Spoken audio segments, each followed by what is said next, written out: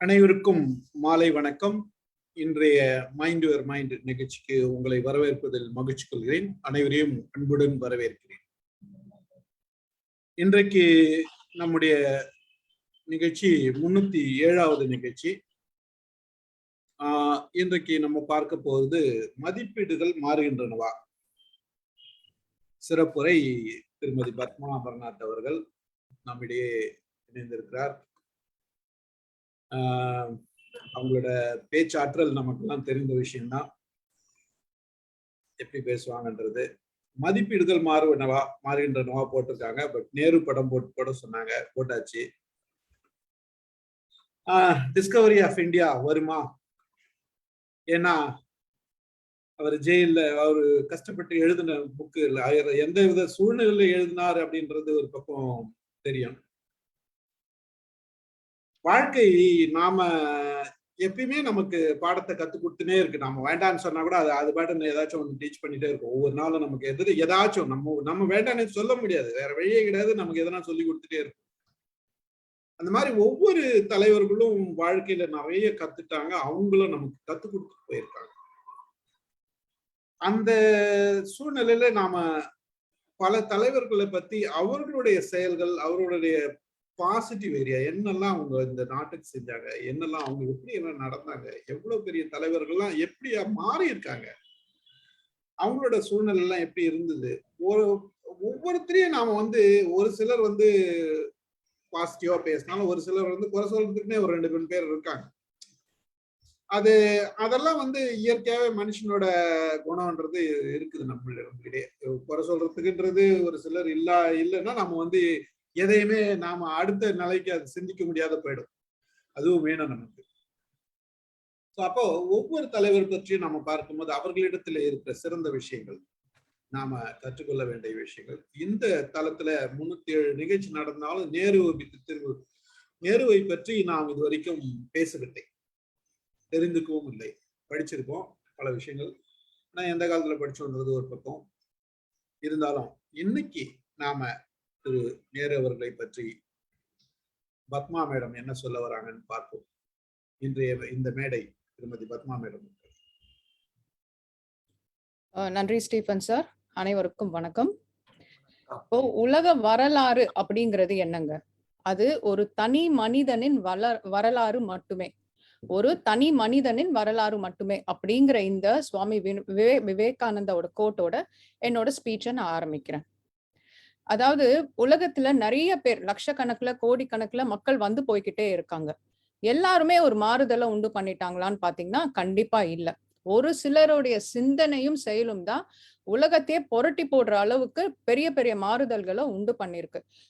Say for example Hitler, Churchill, அதுக்கப்புறம் Alexander the Great, Jesus Christ, நபிகள் நாயகம், இந்த மாதிரி ஒரு சிலருடைய செயல் தான் வீட்டிலும் நாட்டிலும் உலக அளவிலும் ஒரு பெரிய பெரிய மாறுதல்களை உண்டு பண்ணிருக்கு.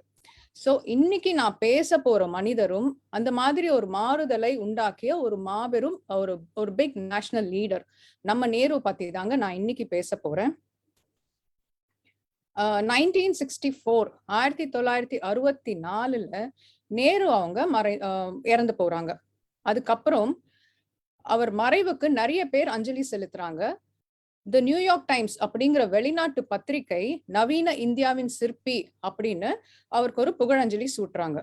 அதே மாதிரி தி எக்கனாமிஸ்ட் அப்படிங்கிற ஒரு பத்திரிகையில நேரு இல்லாத உலகம் அப்படிங்கிற ஒரு தலைப்பு செய்தியை போட்டு அது கீழே ஒரு ஆர்டிக்கல் பப்ளிஷ் பண்ணியிருக்காங்க.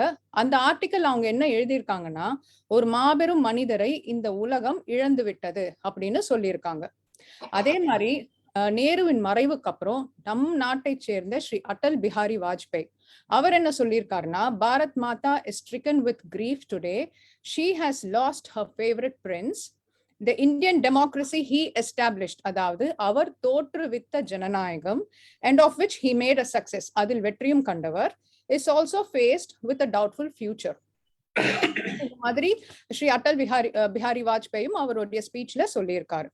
அதாவது ஒரு நேஷனல் லீடரா இருந்தவர் அவருடைய மறைவுக்கு அப்புறம் அவருடைய சாதனைகளை பறைசாற்றி அவருடைய மறைவு எல்லாருக்குமே ஒரு பெரிய இழப்பு தான் அப்படிங்கிற ஒரு துக்க செய்தியோட நிறைய பேர் அஞ்சலி செலுத்தி இருக்காங்க. ஆனா இப்போ சில நாட்களுக்கு முன்னாடி ஒரு ஆர்டிக்கல் ஒன்று பப்ளிஷ் ஆயிருக்கு. இது எழுதினவர் யாருன்னு கேட்டீங்கன்னா சுஷில் ஆருண் அப்படிங்கிற ஒரு பத்திரிகையாளர். அந்த ஆர்டிக்கல்ல ஆரம்பத்திலேயே அவர் என்ன சொல்லியிருக்காருன்னா, இன்றைய சில அரசியல்வாதிகள் ஒப்புக்கொள்ளாவிட்டாலும் இந்தியாவிலும் உலகத்திலும் தனது செயலாற்றல் மூலம் முத்திரை பதித்த வரலாற்று நாயகர் ஜவஹர்லால் நேரு என்பதை ஒப்புக்கொள்வதில் உலகம் ஒரு பொழுதும் தயங்கியதில்லை அப்படிங்கிற இந்த பேராவோடு தான் அந்த ஆர்டிக்கல்லையே அவர் ஆரம்பிக்கிறாரு.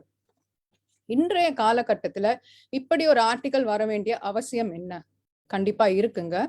ஒரு சில மாதங்களுக்கு முன்ன என்ன நடந்ததுன்னா, நாம் நம்ப வேண்டும் என்று காங்கிரஸ் விரும்புவதை போல், அதாவது நாம் நம்ப வேண்டும் என்று காங்கிரஸ் விரும்புவதை போல் பண்டிட் ஜவஹர்லால் நேருவால் நமக்கு ஜனநாயகம் கிடைத்து விடவில்லை அப்படின்னு பாராளுமன்றத்துல பேசப்பட்டிருக்கு. அது மட்டும் இல்ல, ஒரு சில மாநிலங்களின் பாட புத்தகத்திலிருந்து நேருவை பற்றிய குறிப்புகள் நீக்கப்பட்டிருக்கு. எதுக்கு இந்த மாறுபாடு? மதிப்பீடுகள் மாறுகின்றனவா? குறிப்பா நேருவை பற்றிய கருத்துக்கள்ல ஒரு கணிசமான மாறுதல் ஏற்பட்டிருக்கு. அவருடைய சாதனைகளை குறைத்து மதிப்பீட்டுன்றதை விட அதை சிறுமைப்படுத்தும் போக்கு இன்னைக்கு நிலவுது. ஓகே, இதெல்லாம் ஒரு பக்கம் இருக்கட்டும். இப்போ 2 பெரிய விஷயங்களை பத்தி பேசும்போது நேருவோட பேரை முன்னெடுத்து வைக்கிறாங்க. சீனோ இந்தியா, அதாவது இந்தியா சைனா வார், அடுத்து காஷ்மீர் பிரச்சனை. இந்த 2 விவகாரத்திலையும் நேருவோட தலையை இன்னைக்கும் போட்டு உருட்டிட்டு இருக்காங்க. ஓகே, இப்போ 1962 இந்தியா சைனா அந்த எல்லையில ஒரு யுத்தம் நடக்குது. ஒரு யுத்தம் அப்படின்னு பாத்தீங்கன்னா அது எப்படி பார்க்கணும்னா, it should be seen on national civilisational and ideological terms, அதாவது தேசிய நாகரிக கருத்தியல் ரீதியா அது பார்க்கப்படணும். இப்போ 1947ல இந்தியா சுதந்திரம் அடையுது, நம்ம எல்லாருக்குமே தெரிஞ்ச விஷயம். 2 வருஷம் கழிச்சு 1949ல கம்யூனிசம் ஆட்சி கீழே மொத்த சைனாவும் ஒருங்கிணைது. சோ கிட்டத்தட்ட ஒரே சமயத்துல 2 பெரிய நாடும் ஃப்ரீ நேஷனா வெளியே வருது. 2மே பெரிய நாடுகள், பக்கத்துல இருக்கிற நாடுகள். 2மே ஏதோ இன்னைக்கு நேத்து உருவான நாடுகள் கிடையாது. 2 நாட்டுக்குமே பண்டைய நாகரீகம் அப்படிங்கிறது ரொம்ப ஸ்ட்ராங்கா இருக்கு. சோ முக்கியமா இந்தியா சுதந்திரம் அடைஞ்சதுக்கு அப்புறம் இந்த 2 பெரிய நாடுகளுமே சக்தி வாய்ந்த நாடுகளா திகழ போகுது அப்படின்னு உலக நாடுகள் அத்தனை பேரோட கண்களும் இந்த 2 நாட்டு மேலதான் இருந்திருக்கு. சோ இந்த மாதிரியான 2 நாட்டுக்கு இடையில நடந்த அந்த யுத்தத்தை பத்தி பேசும்போது, இது ஒரு பெரிய நாடு இன்னொரு பெரிய நாடோட யுத்தம் நடத்துச்சுன்னு சொல்லலாம். ஒரு ராணுவம் இன்னொரு ராணுவத்தை தாக்கியதுன்னு சொல்லலாம். ஒரு பண்டைய நாகரிகம் இன்னொரு பண்டைய நாகரிகத்தை தாக்கியது அப்படின்னு சொல்லலாம். ஆனா இதை எதையுமே இந்த கண்ணோட்டத்துல பார்க்காம நம்ம நாட்டுல இது எப்படி பார்க்கப்பட்டு வருதுன்னா, இது ஜவஹர்லால் நேரு அவர்களின் தோல்வியாக மட்டுமே பார்க்கப்பட்டு வருகிறது. இன்னைய தேதி வரைக்குமே இது அவர் தலைமையில் சுமத்தப்பட்ட ஒரு பழி மாதிரிதான் இருந்துட்டு இருக்கு. என்ன நடந்தது அப்படின்னு பாத்தீங்கன்னா, 1958, அதாவது 62ல வார் நடக்குது. அதுக்கு ஒரு 4 வருஷம் முன்னாடி 58ல பீஜிங்ல அவங்களுடைய வரைபடம் ஒண்ணு வரைகிறாங்க. அவங்க மேப் ஒண்ணு வரைகிறாங்க. அந்த மேப்ல என்ன ஆகுதுன்னா, நம் நாட்டை சேர்ந்த எல்லை பகுதி, அதாவது லடாக், மக்கள் நடமாட்டம் இல்லாத அந்த லடாக் பகுதியோ கொஞ்சம் அவங்க இன்க்ளூட் பண்ணியிருக்காங்க. சைனா கீழே அது வர மாதிரி இன்க்ளூட் பண்ணியிருக்காங்க. அந்த ரோடு போகுது இல்லைங்களா, சைனா டு டிபெட், அதெல்லாம் இந்த வழியா போகுதுன்னு அந்த மேப்ல அப்படியே இன்க்ளூட் பண்ணியிருக்காங்க. ஸோ இந்த ஒரு வேலை பண்ணி வச்சிருக்காங்க. அடுத்து டிபெட்டோட ஆல்ரெடி யுத்தம் ஸ்டார்ட் பண்ணிட்டாங்க. டிபெட் அண்ட் கொரியாவோட யுத்தம் நடந்துட்டு இருந்தது. 1959ல டிபெட்ல கலவரம் வெடிக்குது. அங்கிருந்து தலை லாமா நம்ம நாட்டுக்கு புகழிடம் தேடி வராரு. சோ நம்ம நாட்டுக்கு வந்த தலை லாமாவை இங்க இருக்கிற அரசியல் தலைவர்கள்லாம் அரவணைச்சு அவருக்கு ஆறுதல் கொடுக்குறாங்க, அவருக்கு பாதுகாப்பு கொடுக்குறாங்க. இந்த ஒரு செயல்பாடு சைனாக்கு கோபத்தை வரவழைக்குது. அதாவது நாங்க தாக்குற டிபெட்ல இருந்து வந்த தலை லாமாவை நீங்க ஏன் சப்போர்ட் பண்றீங்க அப்படின்ற அந்த கோபத்துல நம்மளுடைய இராணுவத்தினரை அவங்க தாக்க ஆரம்பிக்கிறாங்க. ஓகே, அப்போ இந்த யுத்தம் நடக்கிற சமயத்துல நம்ம நாட்டு மக்கள் இதை எப்படி பார்த்தாங்க அப்படின்னு பார்க்கலாம். நடுத்தர வயதினர், நடுத்தர வர்க்கத்தினர், இந்த மாதிரி மக்கள் என்ன சொன்னாங்கன்னா, நேரு ரொம்ப நல்லவர், அவர் மேல தப்பில்லை, ஆனா அவரை சுத்தி இருக்கிற ஆளுங்க சரியில்லை, எல்லாரும் அவரை ஏமாத்துறாங்க அப்படிங்கிற மாதிரி பேசினாங்க. இன்னும் ஒரு சிலர் என்ன சொன்னாங்கன்னா, இது எல்லாத்துக்கும் நேரு தான் காரணம், அவர் சைனாவோட போக்க கண்டும் காணாம விட்டுட்டாரு, நம்ம நாட்டு மேல அவருக்கு அக்கறை இல்லை அப்படிங்கிற மாதிரி ஒரு சிலர் பேச ஆரம்பிச்சாங்க. ஓகே, சோ மக்கள் வந்து வெவ்வேறு விதமா பேசிட்டு இருக்கிற சமயத்துல நேரு அவங்க இத பத்தி என்ன சொன்னாங்க, அவருடைய கருத்து இதுல என்னவா இருந்தது அப்படிங்கறத நான் இங்க ஷேர் பண்றேன். 1962 டிசம்பர் 22 அவருடைய முக்கிய மந்திரிகள் அத்தனை பேருக்கும் ஒரு கடிதம் எழுதுறாரு. அதுல இந்த சைனா யுத்தத்துல தோல்வி அடைஞ்சதுக்கான காரணங்களை தெரிவிச்சு எழுதியிருக்காரு. அவர் என்ன சொல்றாருன்னா, முதல்ல நாம வந்து போருக்கான தயார் நிலையில நாம இல்ல. அடுத்து போர் அப்படின்னு ஒண்ணு வந்தா கூட அந்த ஆர்ம்ஸ் அண்ட் அம்யூனிஷன்ஸ், இந்த போர் கருவிகளை எடுத்துட்டு அந்த இடத்துக்கு போறதுக்கான அந்த சாலை போக்குவரத்து, அந்த கட்டுமான வசதிகள் அமைப்புகள் எல்லாம் நாம செய்ய தவறிட்டோம். அதெல்லாம் இன்னும் நாம பில்ட் பண்ணல, சரியா செய்யல. அடுத்து டிபெட்டோட அவங்க ஆல்ரெடி யுத்தம் பண்ணிட்டு இருந்தாங்க. சோ போருக்கான தயார் நிலையில அவங்க இருந்திருக்காங்க. இன்னொரு முக்கியமான விஷயம், நம்மளுடைய எல்லை பகுதியா ஆக்கிரமிக்கிறது அவங்களுடைய முக்கிய குறிக்கோள் இல்ல. அதையும் விட இந்த 2 நாட்டுக்கும் இடையே ஒரு பனிப்போர் சூழல், ஒரு கோல்ட் வார் சிச்சுவேஷன், அதாவது சீண்டி பாக்குறது, வம்பு கிழக்கிறது அப்படின்னு சொல்லுவாங்க இல்லையா, இந்த ஒரு மனநிலையில தான் அவங்க இருக்காங்க. அதனால இப்ப நாம யுத்தத்துக்கு போக வேண்டாம் அப்படின்னு நேரு தெரிவிக்கிறாரு. இது மட்டும் இல்ல, இன்னும் பல காரணங்கள் சொல்றாரு. என்னன்னா, இப்பதான் நம்ம நாடு சுதந்திரம் அடைஞ்சு வெளியே வந்திருக்கு, எக்கானமி நிறைய டெவலப் ஆகணும், டெமோக்ராட்டிக் இன்ஸ்டிடியூஷன்ஸ் ஒவ்வொன்னா இப்பதான் மெதுவா உருவாயிட்டே வந்துட்டு இருக்கு. சோ நாம வளர்ச்சி பாதையை நோக்கி போற இந்த சமயத்துல இதையெல்லாம் விட்டுட்டு யுத்தம் அப்படின்னு போய் உக்காந்துட்டா நம்ம அந்த யுத்தத்துல இருந்து வர்ற அந்த பின் விளைவுகள்ல இருந்து மீறி வரத்துக்கு நாம பல தலைமுறைகளை கடந்து வரணும். சோ அதுக்கப்புறம் இந்தியாவுக்கு growth, வளர்ச்சி அப்படிங்கிற ஒரு விஷயம் இல்லாமயே போயிடும். அதனால நாம யுத்தத்துக்கு போக வேண்டாம் அப்படின்னு கிளியரா தெரிவிக்கிறாரு. இவரோட இந்த கருத்தை ராஜாஜியும் ஏத்துக்கிறாரு. அதுக்கப்புறம் நாடாளுமன்ற மக்கள் அத்தனை பேரும் இவருக்கு சப்போர்ட்டிவா இருக்காங்க. நாடாளுமன்ற உறுப்பினர்கள் மட்டும் இல்ல, நாட்டு மக்களும், நடுத்தர வயதினர், முதியோர், நிறைய பேர் வந்து நேஷனல் டிஃபென்ஸ் ஃபண்டுக்கு நிறைய டொனேட் பண்றாங்க. நம்ம நடிகர்கள் கூட அந்த காலத்துல நிறைய இந்த நேஷனல் டிஃபென்ஸ் ஃபண்டுக்கு டொனேட் பண்ணியிருக்காங்க அப்படிங்கிற அந்த நியூஸை கூட நான் படிச்சிருக்கேன். அடுத்து நேருவை பொறுத்தவரை மத சார்பின்மை தான் அவருடைய முக்கிய குறிக்கோள். அதாவது அவருடைய அரசியல் கொள்கையே இதுதான். இந்தியாவின் மூட நம்பிக்கை மற்றும் பகுத்தறிவற்ற பழக்க வழக்கங்களை பார்த்தாவே அவருக்கு சுத்தமா பிடிக்காது. நான் இந்தியாவின் பிரதமராக ஒரு நாளும் இருக்க மாட்டேன் அப்படின்னு அவர் தெளிவா பல இடங்கள்ல சொல்லியிருக்காரு. சோ இதே கண்ணோட்டத்தோட தான் அவர் காஷ்மீர் பிரச்சனையையும் அணுகி இருக்காரு.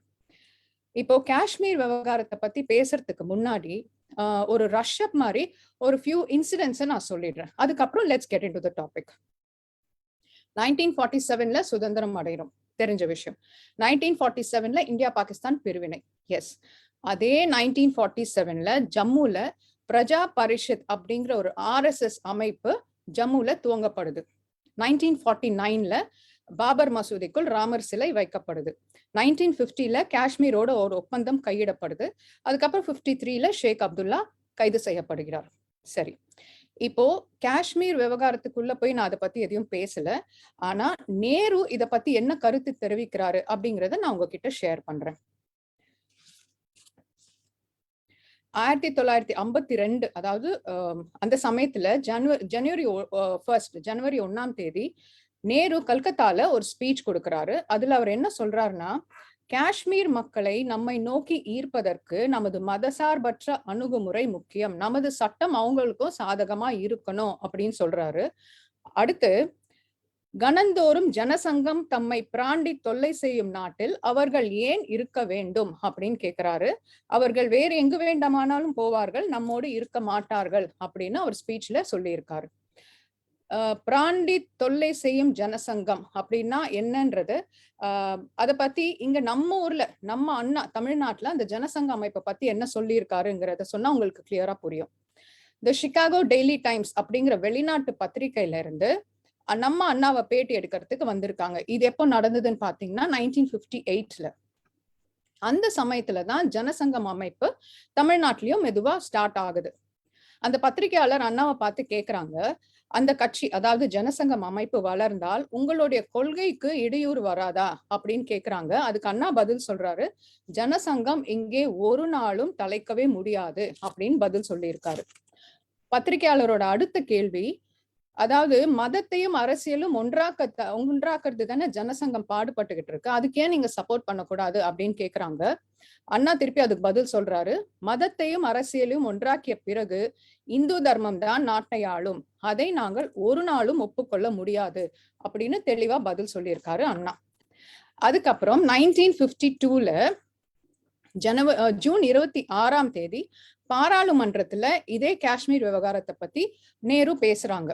அதாவது ஒரு பிரச்சனைய நம்ம எல்லாம் எப்படி பாக்குறோம், அவரோட கண்ணோட்டம் எப்படி இருக்கு அப்படிங்கிறது இந்த ஸ்பீச்ல நமக்கு தெரியும். அவர் என்ன சொல்றாருன்னா, உத்தரப்பிரதேசம், பீகார் அல்லது குஜராத் போன்ற ஒரு பகுதியை கையாள்வது போல் காஷ்மீரையும் அணுகலாம் என்று நினைக்காதீர்கள். அதாவது இங்க இருக்கிற நம்ம ஸ்டேட்ஸ நீங்க ஒரு ப்ரீஃபிக்ஸ் மைண்ட், ஒரு ப்ரெஜுடிஸ்ட் மைண்டோட ஒரு சில திட்டங்களை ஏற்கனவே உங்க மைண்ட்ல வச்சுக்கிட்டு அதை செயல்படுத்துற நோக்கத்தோடயே நீங்க இங்க இருக்கிற எல்லாரையும் அணுகிற மாதிரி காஷ்மீரையும் நீங்க அணுகாதீங்க.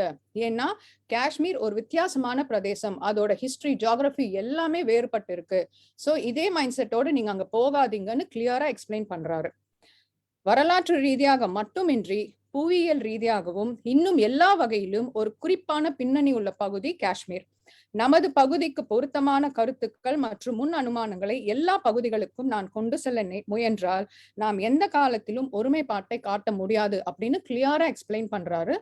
உண்மையான ஒருங்கிணைப்பு என்பது உள ரீதியாகவும் அவங்களா விரும்பி இதயபூர்வமா வரணும். ஏதேனும் உங்களின் ஒரு சட்ட பிரிவினை பிற மக்கள் மீது திணிப்பதால் அது சாத்தியப்பட போவதில்லை அப்படின்னு அன்னைக்கு பார்லிமெண்ட்ல இவர் இதை பத்தி பேசியிருக்காரு. நேரு உலக வரலாற்றை அறிந்தவர், உலக வரலாற்றை எழுதியவர். அதனால அவருடைய கண்ணோட்டம் எப்பவுமே மாறுபட்டதா தான் இருக்கும். அடுத்து இந்த காஷ்மீர் விவகாரத்தை பத்தி UN கிட்ட டிஸ்கஸ் பண்றாரு நேரு. அங்க UNல என்ன சொல்றாங்கன்னா, நீங்க ஒரு வாக்கெடுப்பு நடத்துங்க, அங்க வாக்கெடுப்புல எது மெஜாரிட்டின்னு பார்த்து அதை பேஸ் பண்ணி நீங்களும் பாகிஸ்தானும் ஒரு நீங்க அந்த நாட்டு மக்களும் நீங்களும் ஒரு முடிவுக்கு வாங்க, கிளாரிட்டி கிடைக்கும் அப்படின்னு சொல்றாங்க. ஆனா அங்க நடந்த ஒரு சில குளறுபடிகளால வாக்கெடுப்பு நடத்த முடியாம போகுது. இன்றைய தேதி வரைக்குமே அது ஒரு முடியாத காரியமா தான் இருந்துட்டு இருக்கு. சோ இந்த வாக்கெடுப்பு பத்தி நேரு அவருடைய நண்பருக்கு ஒரு கடிதம் எழுதுறாரு. அதுல அவர் என்ன தெரிவிச்சிருக்காருன்னா, 1953 ஜூன் மாதம் 29ஆம் தேதி அவர் தன் நண்பரும் மேற்கு வங்க முதல்வருமான PC ராய்க்கு கடிதம் எழுதியிருக்காரு. அதுல அவர் சொல்றது, இந்து வகுப்புவாதிகள் இப்படியான ஒரு இயக்கத்தை ஜம்முவில் தொடங்கினால் முஸ்லிம் வகுப்புவாதிகள் காஷ்மீரில் ஏன் செய்யக்கூடாது அப்படின்னு ஆரம்பிச்சிருக்காரு. இன்றைய நிலை என்னவெனில், இப்போது நாம் கருத்து கணிப்பை நடத்தினால் காஷ்மீரில் உள்ள பெரும்பான்மை முஸ்லிம்கள் நமக்கு எதிராகவே வாக்களிப்பார்கள். காஷ்மீர் மாநிலத்தை இந்தியாவுடன் இணைப்பதற்கான பிரஜா பரீட்சத்தின் இந்த இயக்கம், அதாவது இதுவுமே RSS ஒரு அமைப்பு தான், 47லயே ஜம்முல ஸ்டார்ட் பண்ணிட்டாங்க. பிரஜா பரீட்சத்தின் இந்த இயக்கம் நேர்மாறான விளைவைத்தான் ஏற்படுத்தி கொண்டுள்ளது. என்ன நடந்தாலும் ஜம்மு நம்ம கிட்ட வந்துருவாங்க. அதாவது ஏன்னா அங்க ஹிந்து மெஜாரிட்டி இருக்காங்க. ஆனா நாம போக்கஸ் பண்ண வேண்டியது காஷ்மீர் பள்ளத்தாக்கு, காஷ்மீர் வேலியில தான். ஏன்னா நமக்கான ஏகப்பட்ட சிக்கல் அங்கதான் இருக்கு. நாம் பெரிய அளவில் பிரச்சனைகளை எதிர்கொள்ள போக வேண்டியது காஷ்மீரில் தான். மக்கள் நம்மை விரும்பவில்லை என்று தெளிவானால் துப்பாக்கி முனையில் அதை நாம் வைத்திருக்க முடியாது. அவர் எழுதின இந்த லெட்டர் ஜவஹர்லால் நேருவின் தேர்ந்தெடுக்கப்பட்ட படைப்புகள் புத்தகத்துல பப்ளிஷ் ஆயிருக்கு. 1950ல காஷ்மீர் அரசோடு கலந்து ஆலோசித்து ஒரு நட்பு ரீதியா ஒரு சில தீர்மானங்கள் கையெழுத்திடப்படுது. அதுலதான் ஒரு சில ஸ்பெஷல் பவர்ஸ் காஷ்மீருக்கு கொடுக்குறாங்க. சோ 1950ல நடந்த இந்த நிகழ்வுக்கு அப்புறம் அங்க இருக்கிற ஷேக் அப்துல்லா, பிரைம் மினிஸ்டர் ஷேக் அப்துல்லா கிட்ட ஒரு சில மாறுதல்களை உணர்றாரு நேரு. அதாவது இந்த ஸ்பெஷல் பவர்ஸ் எல்லாம் வச்சுக்கிட்டு காஷ்மீரை ஒரு தனி நாடா அறிவிக்க திட்டமிடுறாரு ஷேக் அப்துல்லா அப்படிங்கிற தகவல் நேருவுக்கு கிடைக்குது. அதிரடியா ஷேக் அப்துல்லாவை கைது செய்யறாரு. வாக்கெடுப்பு நடத்த முடியாம போகுது. நேருவை பொறுத்த மட்டில் அவர் ஒரு ஜனநாயகவாதி. பாபர் மசூதிக்குள் ராமர் சிலை வைக்கப்பட்ட போது முஸ்லிம்களை விட அதிகமாக பதறியவர் நேரு. இதனோட பின்விளைவு ரொம்ப பெருசா இருக்க போது, பெரிய பெரிய சிக்கல்களை நாம சந்திக்க போறோம் அப்படின்னு அன்னைக்கே ரொம்ப பதறி இருக்காரு. சரி, இப்போ சைனா வார், காஷ்மீர் பிரச்சனை, இந்த மாதிரியான சிக்கல்களை சமாளிச்சுட்டு இருக்கிற நம்ம பிரதமர் நம்ம நேரு வெளிநாடுகள்ல அவர் எப்படி பார்க்கப்பட்டார் அப்படிங்கிறத பத்தி நான் சொல்றேன். 1955ல சோவியத் ஒன்றியத்துக்கு பயணம் மேற்கொள்கிறார் நேரு. ஓகே, அவருக்கு அங்க கிடைச்ச வரவேற்பு பாத்தீங்கன்னா அனைத்து எதிர்பார்ப்புகளையும் மிஞ்சி விட்டது. அமோக வரவேற்பு. அதாவது மக்கள் கூட்டம் கூட்டமா கூடி ரோட்ல கூடி நின்னு அவரை பார்த்திருக்காங்க. அவங்க எல்லாருமே சொன்ன ஒரே விஷயம் இதுதான். நேரு அப்படிங்கிற ஒரு மனிதரை பத்தி நாங்க நிறைய கேள்விப்பட்டிருக்கோம். அவர் எப்படி இருப்பாரு அப்படிங்கறத பாக்குறதுக்கு எங்களுக்கு எல்லாருக்கும் ரொம்ப ஆர்வமா இருக்கு. அந்த ஆவலோட தான் நாங்க வந்திருக்கோம் அப்படின்னு நிறைய பேர் சொன்ன விஷயம் இதுதான். அவர் மாஸ்கோ மாநகரத்துக்கு போனப்போ மாஸ்கோ யூனிவர்சிட்டியில ஸ்டூடெண்ட்ஸ் யாருமே போகலையா, எல்லாருமே ரோட்ல 2 பக்கமும் நின்னு பலத்த கரகோஷத்தோட அவரை வரவேற்றிருக்காங்க. இப்படி மக்கள் கூட்டமா வந்து அவரை பார்க்கும்போது அந்த கூட்டத்தோட ஒருத்தரா வந்தவர் தான் மிக்கைல் கார்பச்சேவ்.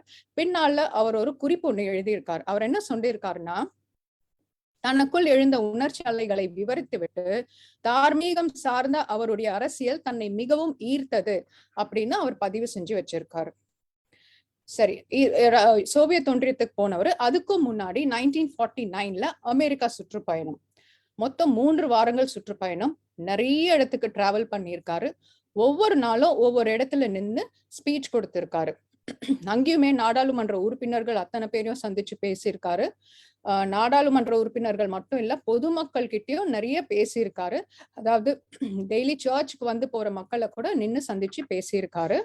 கொலம்பியா பல்கலைக்கழகம் நேருவுக்கு கௌரவ டாக்டர் விருது அப்போ வழங்கி இருக்கு. பெர்க்லில இருக்கிற கலிபோர்னியா யூனிவர்சிட்டியில அவர் அன்னைக்கு பேசின அந்த ஸ்பீச் கேட்கறதுக்கு 10,000க்கும் மேற்பட்ட மக்கள் கூடியிருந்தாங்க. சோ அவர் வந்ததுல இருந்து அரசியல்வாதிகள்ல இருந்து சாமானியர்கள் வரைக்கும் அத்தனை பேருக்கும் அவ்வளவு சந்தோஷம். ஆனா அவர் பயணத்தில் மகிழ்ச்சி அடையாத ஒரே வர்க்கம் அமெரிக்க வெளியுறவுத்துறை மட்டுமே. ஏன்னா அவர் கொடுத்த எந்த ஸ்பீச்லயுமே அமெரிக்காவை புகழ்ந்து பேசல அப்படிங்கிற ஒரு வருத்தம் அவங்களுக்கு. சுதந்திர உலகின் தலைமை நாடு அமெரிக்கா என்று நேரு வெளிப்படையாக அங்கீகரிக்கவில்லை என்பது அவங்களுடைய வருத்தம். உலக ஜாம்பவான் என்று கிறிஸ்டியன் சயின்ஸ் மானிட்டர் பத்திரிகை அப்பவே அவருக்கு ஒரு பட்டம் சூட்டி இருக்கு. அதுக்கப்புறம் டெய்லி ஒரு இடத்துல ஸ்பீச் கொடுத்தாருன்னு சொன்னேன் இல்லைங்களா, நியூயார்க்ல இருக்கிற ஒரு பப்ளிஷிங் கம்பெனி அந்த மொத்த ஸ்பீச்சையும் தொகுத்து ஒரு புத்தகமாவே வெளியிட்டு இருக்காங்க.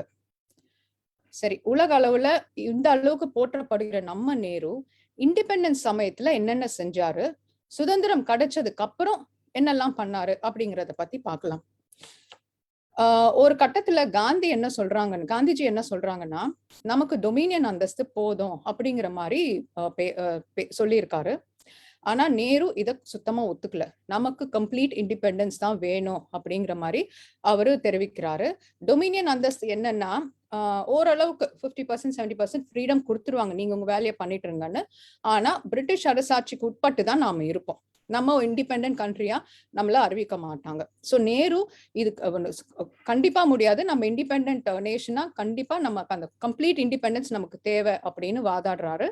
இறையாண்மை மிக்க, அதாவது சாவரன் நேஷன், இறையாண்மை மிக்க சுதந்திர இந்திய குடியரசு நாடு என்று 1946 டிசம்பர் 13 தீர்மானம் கொண்டு வந்து அதை வெளிப்படையா பகிரங்கமா அறிவிக்கவும் செய்யறாரு நேரு. இதே மாதிரி இண்டிபெண்டன்ஸ் கிடைக்கிற அந்த சமயத்துல 1947ல லார்ட் மவுண்ட் பேட்டன் இன்னொரு கோரிக்கையை நேரு கிட்ட வைக்கிறாரு. அவர் என்ன சொல்றாருன்னா, மெட்ராஸ், யூபி, பெங்கால், இன்னொரு ஸ்டேட் மும்பை, இந்த 4மே பெரிய ஸ்டேட். அவர் என்ன சொல்றாருன்னா, இந்த 4 ஸ்டேட்டுக்குமே நீங்க சுய நிர்வாக அதிகாரங்களை கொடுத்துடுங்க.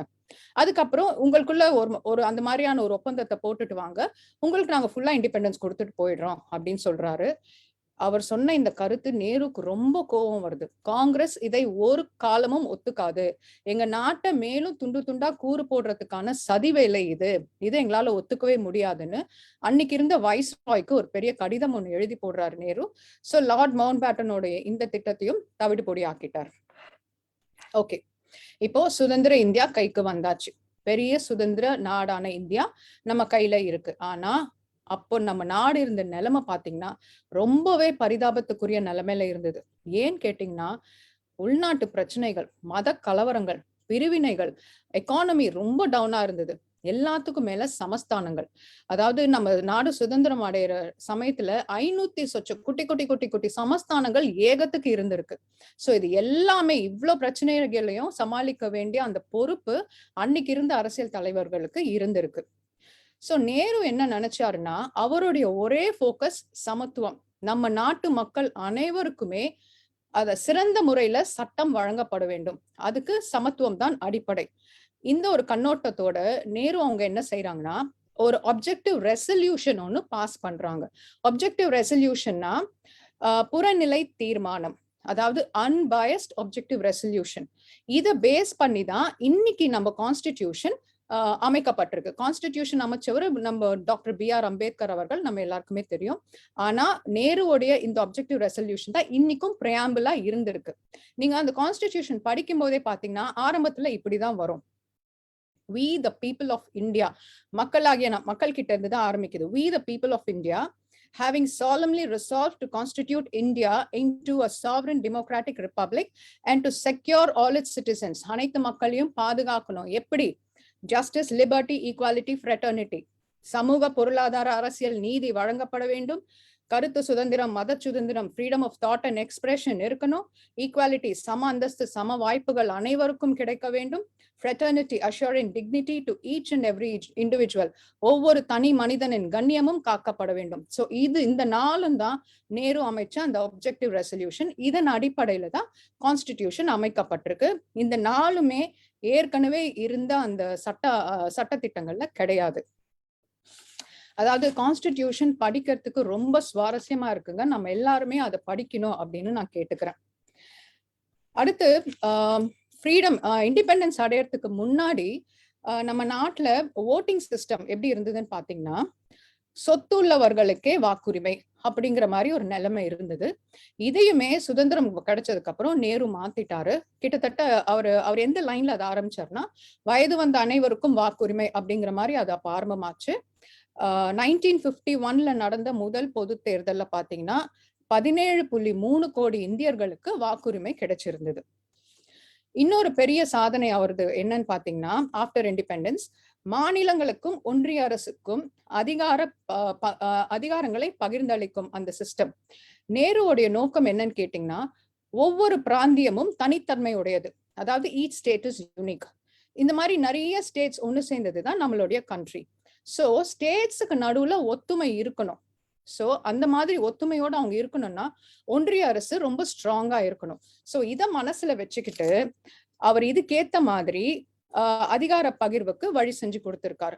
இன்ஃபேக்ட் அன்னைக்கு ரீஜனல் லீடர்ஸா இருந்த நிஜலிங்கப்பா, எஸ்கே பாட்டில், இவங்க எல்லாருமே ஸ்டேட்டுக்கு இன்னும் கூடுதல் பவர்ஸ் வேணும் அப்படின்னு வாய்ஸ் பண்ணியிருக்காங்க. இன்னொரு இன்ட்ரெஸ்டிங்கான ஒரு விஷயம், ராம்சந்திர குஹாவோட ஒரு பதிவுல படிச்சேன். அவர் இதுல ரொம்ப அழகா ஷேர் பண்ணியிருக்காரு. அவர் என்ன சொல்லியிருக்காருன்னா, கொஞ்சம் வருஷத்துக்கு முன்னாடி அவர் ஒரு மியூசியம்ல வேலை பார்த்திருக்காரு. என்ன மியூசியம்னா the Nehru memorial museum and library. அங்க நேரு தன் கைப்பட ராஜாஜிக்கு எழுதிய ஒரு கடிதத்தை அவர் படிச்சிருக்காரு. இந்த கடிதம் எப்போ எழுதப்பட்டிருக்குன்னு கேட்டீங்கன்னா, நம்ம நாடு சுதந்திரம் அடையறதுக்கு ஜஸ்ட் 2 weeks பிஃபோர், 30 ஜூலை 1947 அன்னைக்கு இந்த லெட்டர் எழுதப்பட்டிருக்கு ராஜாஜிக்கு. அந்த லெட்டர்ல இதுதான் விஷயம். அன்புள்ள ராஜாஜி, சண்முகம் செட்டியை நீங்கள் அணுக வேண்டும் என்பதை நினைவூட்டுவதற்காக இக்கடிதம். இதை வெகு விரைவாக செய்ய வேண்டும். நான் அம்பேத்கரை பார்த்து பேசினேன், அவர் ஒப்புக்கொண்டு விட்டார். உங்கள் அன்புமிக்க ஜவஹர்லால். இதுதான் இந்த லெட்டர்ல இருந்த கண்டென்ட். ஓகே, இந்த லெட்டரோடைய முக்கியத்துவம் இதுதான். அந்த சமயத்துல மத்திய அமைச்சரவைக்கு தகுந்தவங்களை தேடி தேடி தேடி புடிச்சிட்டு இருந்தாரு நம்ம நேரு.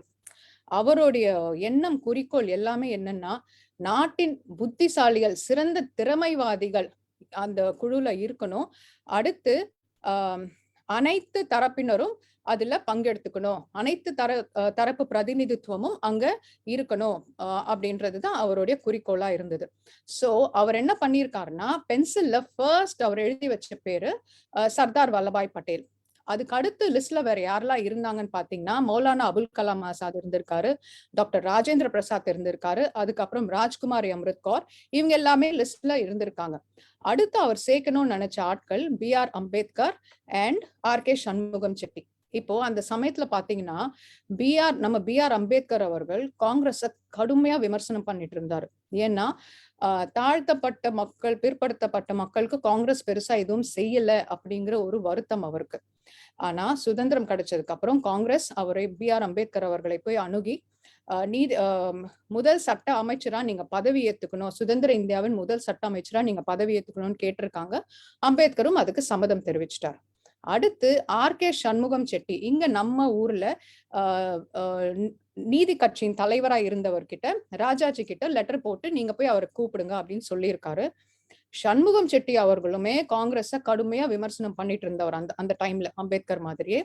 ஆனா நம்ம பி.ஆர். அம்பேத்கர் அவர்கள் நீதித்துறையில எவ்வளவு பெரிய ஒரு சட்ட நிபுணரோ, எவ்வளவு பெரிய சட்டத்தில் வல்லுநரோ, சண்முகம் செட்டியும் நிதித்துறை பினான்ஸ் டிபார்ட்மெண்ட்ல ஹீ இஸ் நம்பர் 1. அவர் அடிச்சுக்க ஆளே இல்ல.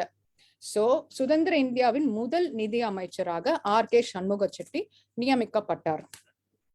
இன்னொரு சிறப்பம்சம் என்னன்னு கேட்டீங்கன்னா, நேருவுக்கும் சரி பட்டேலுக்கும் சரி காலனி ஆட்சி காலத்துல பிரிட்டிஷாருக்கு வேலை செய்த இந்திய அதிகாரிகளை கண்டாவே சுத்தமா பிடிக்காது. ஏன்னா அவங்களாலதான் இந்திய மக்கள் நிறைய பேரு அடிக்கடி ஜெயிலுக்கு போய் கஷ்டப்பட வேண்டி வந்தது அப்படிங்கிறது அவங்களுடைய கருத்து. ஆனா நாடு சுதந்திரம் அடைஞ்சதுக்கு அப்புறம் இந்த ஒரு எண்ணத்தையுமே நேரு மாத்திக்கிட்டார்.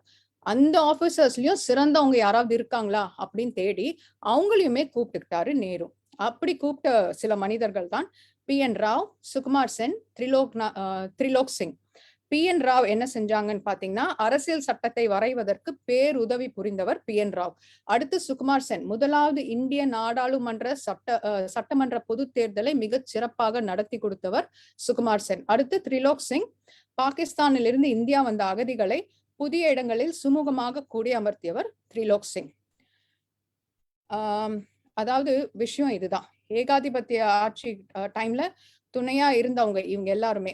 சோ அண்ட் அம்பேத்கர் காங்கிரஸ கடுமையா விமர்சனம் பண்ணிட்டு இருந்தாரு, சண்முகம் செட்டியும் காங்கிரஸா விமர்சனம் பண்ணிட்டு இருந்தார். ஆனா நேரு அவங்க இது எல்லாமே மறந்து இது எல்லாத்தையுமே ஒதுக்கி வச்சிட்டார். நீங்க காங்கிரஸ விமர்சனம் பண்றீங்களா, பரவாயில்ல. என்னையே விமர்சனம் பண்றீங்களா, ஐ டோன்ட் மைண்ட். உங்ககிட்ட திறமை இருக்கா, உங்க சேவை எங்க நாட்டுக்கு தேவை, பிளீஸ் கம், உங்களால ஆன சிறப்பு வேலையை நீங்க பாருங்க அப்படின்னு தேடி தேடி எல்லாரையும் கூப்பிட்டு அந்த குழுவை அமைச்சுக்கிட்டாரு நேரு. நேருக்கு பாத்தீங்கன்னா நண்பர்கள் நிறைய பேரு, அது மாதிரி அவரை விமர்சனம் செஞ்சவங்களும் நிறைய பேர். ஆனா அவருக்கு எதிரி அப்படின்னு யாருமே இல்லை. இப்போ ராஜாஜி, கிருப்லானி போன்றவர்கள் கூட அவரை கடுமையா விமர்சனம் பண்ணியிருக்காங்க. ஆனா இவங்களுக்கு நேரு மேல இருந்த அன்பு கடைசி வரைக்கும் மாறவே இல்லை. சரி, இப்போ சைனா, காஷ்மீர், அப்புறம் ரஷ்யா பயணம், அமெரிக்க பயணம், அப்புறம் நாடு சுதந்திரம் அடைஞ்ச சமயம், அதுக்கப்புறம் அவர் என்னென்ன செஞ்சாரு, இது எல்லாமே நாம பார்த்தோம். நேருவின் சிறைவாசம், அதை பத்தி நாம கொஞ்சம் பார்க்கலாம். அதாவது நிறைய பேர் பேசும்போதே சொல்லி நான் கேள்விப்பட்டிருக்கேன், அவர் ரொம்ப பணக்கார வீட்டுல பிறந்தாரு, ஆனா நிறைய நாள் ஜெயில இருந்து கஷ்டப்பட்டிருக்காரு, அவருக்கு என்ன தலையெழுத்தா இப்படி எல்லாம் இருக்கணும் அப்படின்னு பேச்சுவாக்குல நிறைய பேர் இதை சொல்லி நான் கேள்விப்பட்டிருக்கேன். ஆனா நேரு என்ன சொல்றாருன்னா, சிறையை போல் ஒரு தவச்சாலை இல்லை, தண்டனையை போல் ஒரு தவம் இல்லை அப்படின்னு சிறை அதிகாரிகள் நிறைய பேர்கிட்ட நேரு அடிக்கடி சொல்ற ஒரு வாசகம் இது. இவர் எப்போ ஃபர்ஸ்ட் கைது செய்யப்பட்டாரு அப்படின்னு பாத்தீங்கன்னா 1921ல ஒத்துழையாமை இயக்கத்துல பங்கெடுத்துக்கிட்டப்போ, அதாவது நான் கோஆபரேட்டிவ் மூவ்மெண்ட்ல அவர் பங்கெடுத்துக்கிட்டப்போ ஃபர்ஸ்ட் டைம் அவரை அரெஸ்ட் பண்றாங்க. அவர் ஜெயில இருந்த நாட்கள் மொத்தம் எவ்வளோன்னு ஒரு கணக்கெடுப்பு நடந்திருக்கு. அதுல பாத்தீங்கன்னா 3259 days, 3259 நாட்கள் அவர் சிறையில இருந்திருக்காரு. இத மொத்தமா ஆட் பண்ணீங்கன்னா கிட்டத்தட்ட 9 வருட காலம் வருது. சொல்ல போனா அவருடைய இளமை காலம் மொத்தமே ஜெயில தான் போயிருக்கு. சுனில் கில்னானி அப்படிங்கிறவரு ஒரு பகிர்வு ஷேர் பண்ணியிருக்காரு. அவர் அதுல என்ன சொல்றாருன்னா, அவர் ஒரு இதிகாச பேராசிரியர், ஹிஸ்டரி ப்ரொஃபசர், அசோகா யூனிவர்சிட்டியில வேலை பண்ணிட்டு இருக்காரு. அவருடைய ஆர்டிக்கல் ரொம்ப இன்ட்ரெஸ்டிங்கா இருக்கும். சமீபத்துல அவரு 2 கடிதங்கள், நேரு எழுதிய 2 கடிதங்களை படிச்சிருக்காரு. நேருவின் கடிதங்கள் பெரும்பாலும் நிறைய பப்ளிஷ் ஆயிருக்கு. ஆனா இந்த 2 கடிதங்கள் எங்கேயுமே பப்ளிஷ் ஆகல. இது இப்ப எங்க இருக்கு அப்படின்னு பாத்தீங்கன்னா, அலகாபாத்ல இருக்கிற காந்தியின் ஆவணங்கள்ல இந்த 2 கடிதமும் வச்சிருக்காங்க. இந்த கடிதம் எழுதப்பட்ட ஆண்டு பாத்தீங்கன்னா 1922, 1922 ஜனவரி மாசம் ஒரு கடிதம் எழுதியிருக்காரு, பிப்ரவரி மாசம் ஒரு கடிதம் எழுதியிருக்காரு. சோ நம்ம ஃபர்ஸ்ட் லெட்டர்ல இருக்கிற விஷயத்த பார்க்கலாம். பாயிண்ட் நம்பர் 1, க்ளோவர் எழுதிய வரலாற்றின் இயேசு என்ற புத்தகத்தை படித்தேன், ரொம்ப சுவாரஸ்யமா இருக்கு. இத படிச்சதுக்கு அப்புறம் எனக்கு பைபிள் படிக்கணும்னு ரொம்ப ஆர்வமா இருக்கு அப்படின்னு காந்திக்கு தெரிவிச்சு ஒரு கடிதம் எழுதியிருக்காரு. அடுத்து 2வது பாயிண்ட் அதுல என்ன இருக்குன்னா, துளசிதாசன் ராமாயணமும் படிச்சிருக்கேன். அதே மாதிரி கபீர்தாஸோட பஜனை பாடல்களும் படிச்சிருக்கேன். அதுவும் ரொம்ப இன்ட்ரெஸ்டிங்கா இருக்கு. காலை மாலை நடைப்பயிற்சியின் போது கீதையில இருந்து நிறைய ஸ்லோகங்களை நான் மனனம் பண்ணிட்டே இருக்கேன். அதுவும் எனக்கு ரொம்ப யூஸ்ஃபுல்லா இருக்கு அப்படின்னு சொல்லியிருக்காரு. அடுத்து நினைவாற்றலை பெருக்கிக் கொள்ள அன்றாடம் பிரார்த்தனை செய்கிறேன். அடுத்த பாயிண்ட் என்னன்னா, நீங்கள் குறிப்பிட்டது போல், அதாவது காந்திஜி சொல்லியிருக்காராம், நீங்கள் குறிப்பிட்டது போல் அன்றாடம் குறிப்பிட்ட நேரத்தில் படுத்து தூங்குகிறேன். அதே சமயம் விடிகாலை நேரத்துல நான் கண் விழிச்சுக்கிறேன். அந்த விடிகாலை நேரம் அப்படிங்கிற அந்த வார்த்தையை கூட ஒரு ஆன்மீகம் சார்ந்த ஒரு வார்த்தையா அவர் அங்க யூஸ் பண்ணியிருக்காரு.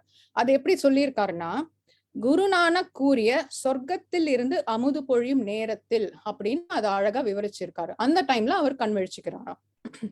அடுத்து மதசார்பற்ற இலக்கிய புத்தகங்களை தான் நான் இத்தனை நாளா படிச்சுட்டு இருந்தேன். ஆனா இப்போ அது எனக்கு எல்லாமே செகண்டரி ஆயிடுச்சு. இந்த மாதிரி புத்தகங்கள்ல தான் எனக்கு ரொம்ப ஈடுபாடு இருக்கு அப்படின்னு எழுதியிருக்காரு. இது ஃபர்ஸ்ட் லெட்டர்ல இருக்கிற கண்டென்ட். 2வது கடிதம் பிப்ரவரி மாசம். அதுல அவர் என்ன சொல்லியிருக்காருன்னா, சமீபத்தில் அலிகாட் அப்படிங்கிற ஒரு ஊர்ல இருந்து குவாஜா சாஹேப் அப்படிங்கிற ஒரு பெரியவர் ஜெயிலுக்குள்ள வந்திருக்காரு. அவர்கிட்ட இருந்து நான் உருது மொழி கத்துக்கிறேன். உருது ரொம்ப கம்பீரமான மொழியா இருக்கு. எனக்கு ரொம்ப இன்ட்ரெஸ்டிங்கா இருக்கு படிக்கிறதுக்கு. அடுத்து நானும் பதிலுக்கு அவர்கிட்ட உபனிஷத்ல இருந்து நிறைய வேர்சஸ் நான் அவர்கிட்ட டிஸ்கஸ் பண்றேன்.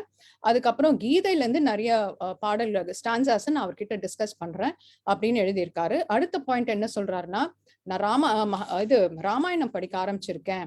பாலகாண்டம் அயோத்திய காண்டம் முடிச்சுட்டேன். ஜெயில இருந்து வெளியே வரத்துக்குள்ள சுந்தரகாண்டமும் படிச்சு முடிச்சிடுவேன்னு நினைக்கிறேன். சோ இவ்வளவும் அந்த 2 கடிதத்துல அவருக்கு தெரியப்படுத்தி இருக்காரு. இப்போ விஷயம் இதுதான். இந்த கடிதங்கள் அவர் எழுதினப்போ அவருக்கு வயசு பாத்தீங்கன்னா ஒரு 32 இல்ல 33 வயசு இருக்கும். அந்த சமயத்துல முழுக்க முழுக்க காந்தியின் ஆளுமையால் கவரப்பட்டவராக இருந்தார் நேரு. சோ அதன் விளைவுதான் சிறையில உட்காந்து இத்தனை ஆன்மீக புத்தகங்களையும் அவர் படிச்சுட்டு இருந்திருக்காரு. ஆனா ஒரு 10 வருஷம் கழிச்சு பாத்தீங்கன்னா அவருடைய மனநிலை அப்படியே மாறி போகுது. டோட்டலா மாறி போச்சு. காரணம் என்னன்னு கேட்டீங்கன்னா, அவர் பங்கெடுத்துக்கிட்ட அந்த ஒத்துழையாமை இயக்கம், இந்த நான் கோஆபரேட்டிவ் மூவ்மெண்ட், அந்த சமயத்துல ஹிந்து அண்ட் முஸ்லிம் தோளோட தோள் சேர்ந்து அந்த போராட்டத்துல பங்கெடுத்துக்கிட்டாங்க. ஆனா கொஞ்சமா அவங்க 2 பேருக்குள்ளயுமே மதத்தின் பேரால் பல கலவரங்கள் நடக்க ஆரம்பிச்சிருச்சு. இந்திய அரசியலில் மதம் என்பது பிளவு சக்தியாக செயல்படுவது என்று நம்பியதால் அதுக்கப்புறம் அந்த மதம் அப்படிங்கிற ஒரு விஷயத்த பத்தியே அவருடைய விவாதங்களில இருந்து கம்ப்ளீட்டா ஒதுக்க ஆரம்பிச்சிட்டார் நேரு. தேச வளர்ச்சியில் மதத்துக்கு இடமே கிடையாது அப்படின்னு ஸ்ட்ராங்கா நம்ப ஆரம்பிச்சாரு நேரு. 1936 1936ல பிரசுரமான நேருவின் சுயசரிதம் அந்த புத்தகத்துல மதத்தை பத்தி அவர் என்ன தெரிவிச்சிருக்காரு பாருங்க. அமைப்பு ரீதியாக நிறுவனப்படுத்தப்பட்ட மதம் என்றாலே எனக்கு ஏதோ ஒரு பயங்கரவாதத்தை சந்திக்கிற ஒரு உணர்வு ஏற்படுது. மதம் அப்படிங்கிற ஒரு விஷயத்தை இங்க எப்படி கையாளுறாங்கன்னா, கண்மூடித்தனமான நம்பிக்கை, மாற்றாருடைய கருத்தை ஏற்காமல் எதிர்வினையாற்றுவது, வரட்டு கொள்கை, பிற மதங்கள் மீதான காழ்ப்புணர்ச்சி, மூட நம்பிக்கை ஆகியவற்றை தாங்கி நிற்பதே மதம் என்று நம்புகிறேன் அப்படின்னு நேரு அதுல எழுதியிருக்கார். மத நம்பிக்கை இல்லாத அரசியல் தலைவர் நேரு. மதம் சாராத தார்மீக அற உணர்வை வளர்த்து கொண்டவர் நேரு. ஆனால் நேரு நாத்திகர் அல்லர். அதாவது வாழ்க்கையின் உச்சத்துல அவர் இருக்கும்போது, அதாவது அந்த 1940ஸ்ல பாத்தீங்கன்னா, இந்த உலகத்தை புரிஞ்சுக்கிறதுக்கு பகுத்தறிவு இருந்தா மட்டும்தான் முடியும், பகுத்தறிவால தான் முடியும் அப்படிங்கறத நல்லா உணர்ந்தவர் நேரு. சோ அந்த சமயத்துல அவர் அதே மாதிரி இருந்தாரு, அதே மாதிரி நடந்துக்கவும் செஞ்சாரு. ஆனா அவருடைய கடைசி நாட்கள்ல பாத்தீங்கன்னா ஆன்மீகம் அளிக்கக்கூடிய நிம்மதியை நாடி இருக்கிறார் நேரு. அதாவது மதம் கிடையாது, ஆன்மீகம். சுகி சிவமையா அவங்களுடைய ஸ்பீச்ல கூட கேட்டேன், மதத்தையும் மீறிய ஒரு விஷயம்தான் ஆன்மீகம் அப்படின்னு அவரும் சொல்லியிருக்காரு. அதாவது மதத்துக்குள்ள நீங்க இருக்கும்போது கண்டிப்பா ஆன்மீகத்தை நீங்க உணர முடியாது, மதத்தையும் தாண்டி வெளியே வரும்போதுதான் அந்த ஆன்மீகத்தை நீங்க உணர முடியும் அப்படின்னு சுகி சிவமையா எக்ஸ்பிளைன் பண்ணியிருக்காரு. சோ நான் இதையுமே அந்த கண்ணோட்டத்துல தான் பாக்குறேன். சோ நேருவுமே அந்த மதத்தையும் மீறி அந்த ஆன்மீகத்துலதான் நாட்டம் கொண்டு இருக்காரு அப்படிங்கிற மாதிரிதான் எனக்கும் தெரியுது. தன்னுடைய வாழ்நாளின் கடைசி கட்டத்தில் நேரு அடிக்கடி என்னுடைய சொந்த ஊரான டேராடூனுக்கு வந்திருக்கார். எதுக்காகன்னு பாத்தீங்கன்னா, அவருடைய ஆன்மீக குருவான ஆனந்தமயிமாவை சந்திப்பதற்காக அப்படின்னு ராமச்சந்திர குஹா அவருடைய பதிவுல குறிப்பிட்டிருக்காரு. ஆனந்தமயிமா அப்படிங்கிறவங்க பிறப்பால் ஒரு வங்காளி ஹிந்து. ஆனால் அனைத்து மதத்தையும் சமமாக கருதும் பரந்த நோக்கமுடையவர் ஆனந்தமயிமா. இப்ப அவங்கள பாக்குறதுக்கு வர்றவங்க யாருன்னு பாத்தீங்கன்னா, ஹிந்துஸ் வருவாங்க, கிறிஸ்டியன்ஸ் போவாங்க, முஸ்லிம்ஸ், ஈவன் பார்சிஸ் அவங்கள சந்திக்கிறதுக்கு போயிருக்காங்க. சோ அவங்களுமே அந்த மதத்தை தாண்டி அந்த ஆன்மீகத்துல ஈடுபட்டவங்கன்றது நமக்கு தெரியுது. இளைஞராக இருந்த பொழுது புனிதர்களை பற்றி புத்தகங்கள் படித்த நேரு வயதான காலத்தில் அவர்களில் ஒருவருடன் உரையாடி அமைதியை நாடி இருக்கிறார் அப்படின்னு ராமச்சந்திர குஹா அவருடைய பதிவுல சொல்லியிருக்காரு. சரி, இப்போ அவர் அரசியல்ல வெளி உலகத்துல எப்படி எல்லாம் இருந்தாரு, என்னெல்லாம் செஞ்சாரு அப்படிங்கிறத பார்த்தோம். இப்போ ஆன் த பர்சனல் ஃப்ரண்ட், ஒரு தனி மனிதரா அவர் கூட வேலை செஞ்சவங்க அவரை பத்தி என்ன சொல்லியிருக்காங்க அப்படிங்கிறத நம்ம பார்க்கலாம். எந்த மனிதனும் தன் வேலைக்காரன் முன் மனிதனாக இருக்க இயலாது என்று ஒரு கூற்று உண்டு. ஆனால் நான் உயிரோடு இருக்கும் வரை நேரு மனிதரே என்று சொல்லிக் கொண்டிருப்பேன் அப்படின்னு அவருடைய காரியதரிசியா பணியாற்றிய M.O. மத்தாய் அப்படிங்கிறவரு அவர் ஒரு புத்தகம் எழுதியிருக்காரு. அதுல இந்த குறிப்புகளை கொடுத்திருக்காரு. நேரு பத்தி இன்னும் நிறைய சொல்லியிருக்காரு. அவர் என்ன சொல்றாருன்னா, எந்த ஒரு பயணமா இருந்தாலும், அதாவது உள்நாட்டு பயணமா இருந்தாலும் சரி, வெளிநாட்டு பயணமா இருந்தாலும் சரி, தனக்குன்னு தேவைகள் வசதிகளை கோரி அவர் எப்பவுமே யாருக்குமே கடிதம் எழுதி போட்டதே கிடையாதாம். அந்த மாதிரி செய்யற ஒரு வேலைய ஒரு அருவருக்கத்தக்க வேலையா கருதியவர் நேரு அப்படின்னு மத்தாய் சொல்லியிருக்காரு. ஒரு இளவரசராக பிறந்தவர், அரசனாக வளர்ந்தவர், ஆனால் ஆண்டியாக வாழ்ந்தவர் நேரு அப்படின்னு சொல்லியிருக்காரு. முக்கியமா சுதந்திர போராட்டத்துல பங்கெடுத்துட்டதுக்கு அப்புறம் நிறைய நாள் அவர் பண கஷ்டத்துல இருந்திருக்காரு. அவருடைய வருமானம் அப்படின்னு பாத்தீங்கன்னா, அவருடைய புத்தகத்தின் பதிப்புரிமை தொகை மட்டுமே அவருக்கு இருந்த வருமானம். அதையுமே பாத்தீங்கன்னா நிறைய நாள் வெளியில போயிட்டு எல்லாருக்கும் தான தர்மம் பண்ணிட்டு நிறைய நாள் வெறும் கையோட வீடு திரும்பி இருக்கார் நேரு. இவ்வளவு சொன்ன மத்தாய் இந்த ஒரு விஷயத்தையும் சொல்ல தவறல. தனி நபர்களை போல் பொது மனிதர்களுக்கு அந்தரங்கம் இருக்க முடியாது. அத்துடன் நேரு எந்த உறவையும் ரகசியமாக வைக்கவும் இல்லை அப்படின்னு குறிப்பிட்டிருக்காரு. அடுத்து, நேருவுக்கு காந்தி மேல அளவு கடந்த அன்பு, பாசம், பிரியம். காந்தியின் மறைவு நேருவுக்கு ஒரு பெரிய என்ன சொல்றது, தாங்க முடியாத ஒரு வேதனையை கொடுத்திருக்கு. மத்தாய் அவங்க ஒரு நாள் நேரு அவங்க அறைக்குள்ள போனா, நேரு அங்க உட்காந்து கண்ணீர் சிந்திட்டு அழுதுட்டு இருந்தாராம். அப்போ மத்தாய்க்கு புரிஞ்சு போச்சு. அதாவது அவர் நேரு அவங்க எதையோ பார்த்திருக்காங்க, பார்த்துதான் அவருக்கு காந்தியினுடைய நினைவு வந்திருக்கு. அந்த ஒரு நினைப்புல அவர் உட்காந்து அழுதுட்டு இருக்காருன்னு புரிஞ்சிட்ட மத்தாய் அந்த அறை கதவை மெதுவா மூடிட்டு வெளியில வந்துடுறாராம். சோ இந்த அளவுக்கு பாதிப்பு அடைஞ்சிருக்காரு நேரு காந்தியின் மறைவால. ஏன்னு கேட்டீங்கன்னா, எந்த ஒரு விஷயத்தையும் டிஸ்கஸ் பண்ணணும்னாலும் அவர் முதல்ல போய் அது முதல்ல அணுகிறது காந்தி அவர்களைத்தான். இன்க்ளூடிங் அவருடைய அந்தரங்கம் ஏதாவது பேசணும்னா கூட அது காந்தி கிட்ட தான் டிஸ்கஸ் பண்ணுவாரு அப்படின்னு மத்தாய் குறிப்பிட்டிருக்காரு. அடுத்து, Nehru has survived 4 recorded assassination attempts. அதாவது 4 கொலை முயற்சியில இருந்து நேரு தப்பிச்சிருக்காரு. 11 முறை நோபல் பரிசுக்காக அவருடைய பெயர் பரிந்துரைக்கப்பட்டிருக்கு. ட்ரிஸ்ட் வித் டெஸ்டினி அப்படிங்கிற அந்த தலைப்புல அவர் ஆற்றிய உரை, அதாவது நம்ம நாடு சுதந்திரம் அடையறதுக்கு அன்னைக்கு சாயங்காலம் அவர் ஆற்றிய அந்த உரை மிக பிரபலமான ஒரு உரை. அடுத்து, நேருவின் சாதனைகள், இத பத்தி நம்ம பார்க்கலாம். அவர் என்னெல்லாம் செஞ்சிருக்காருன்னு நிறைய இருக்கு. எலெக்ஷன் கமிஷன் ஃபர்ஸ்ட் அமைச்சது அவர்தான். ஸ்ட்ராங் ஃபாரின் பாலிசி, வெளியுறவு கொள்கை அமைச்சதும் அவர்தான். இன்ஃப்ராஸ்ட்ரக்சரல் டெவலப்மெண்ட் அப்படின்னு பாத்தீங்கன்னா, Bhakra Nangal dam, Bilal steel plan, Bokaro steel, இது எல்லாமே அவரால் உருவானதுதான். அடுத்து 5 இயர் பிளான், முதல் 5 ஆண்டு திட்டம் பாராளுமன்றத்துல சமர்ப்பிச்சவர் நேரு தான். அப்போ அவங்களுக்கு இருக்கிற அந்த கமிஷனுடைய சேர்மனும் அவர் தான். சோ அவங்களுடைய பிளான் என்னன்னா, இந்த 5 இயர் பிளானால 2.1 2.1 விழுக்காடு ஜிடிபி growth கிடைச்சா போதும் அப்படிங்கிற டார்கெட்ல ஸ்டார்ட் பண்ணது. ஆனா 3.6% 3.6 விழுக்காடு ஜிடிபி growthஆல ஒரு பெரிய ரெக்கார்டு உருவாக்கி இருக்காங்க. அடுத்து, கல்வித்துறையில பாத்தீங்கன்னா ஏகப்பட்டது. All India Institute of Medical Science AIIMS, IIT Indian Institute of Technology, IIM Indian Institute of Management, NIT National Institute of Technology, அதுக்கப்புறம் நேஷனல் டிஃபென்ஸ் அகாடமி ஆஃப் இந்தியாவுக்கு அடித்தளம் நாட்டியவரும் நேரு தான். அவருடைய சாதனைகளை பத்தி இவ்வளவு பேசிட்டு மகுடத்துல மாணிக்கம் வைக்கிற மாதிரி இன்னொரு பெரிய சாதனை அவருடையது என்னன்னு பாத்தீங்கன்னா, நம்மளுடைய அட்டாமிக் ரிசர்ச் சென்டர். அறிவியலின் அவசியம், தொலைநோக்கு பார்வை, தொழில்நுட்பங்களின் தேவை, இது எல்லாத்துலயுமே கரை கண்டவர் நேரு. அதனால இந்தியாவும் அணு ஆய்வில் தன்னிறைவு அடைய வேண்டும் அப்படின்னு நினைச்சாரு நேரு.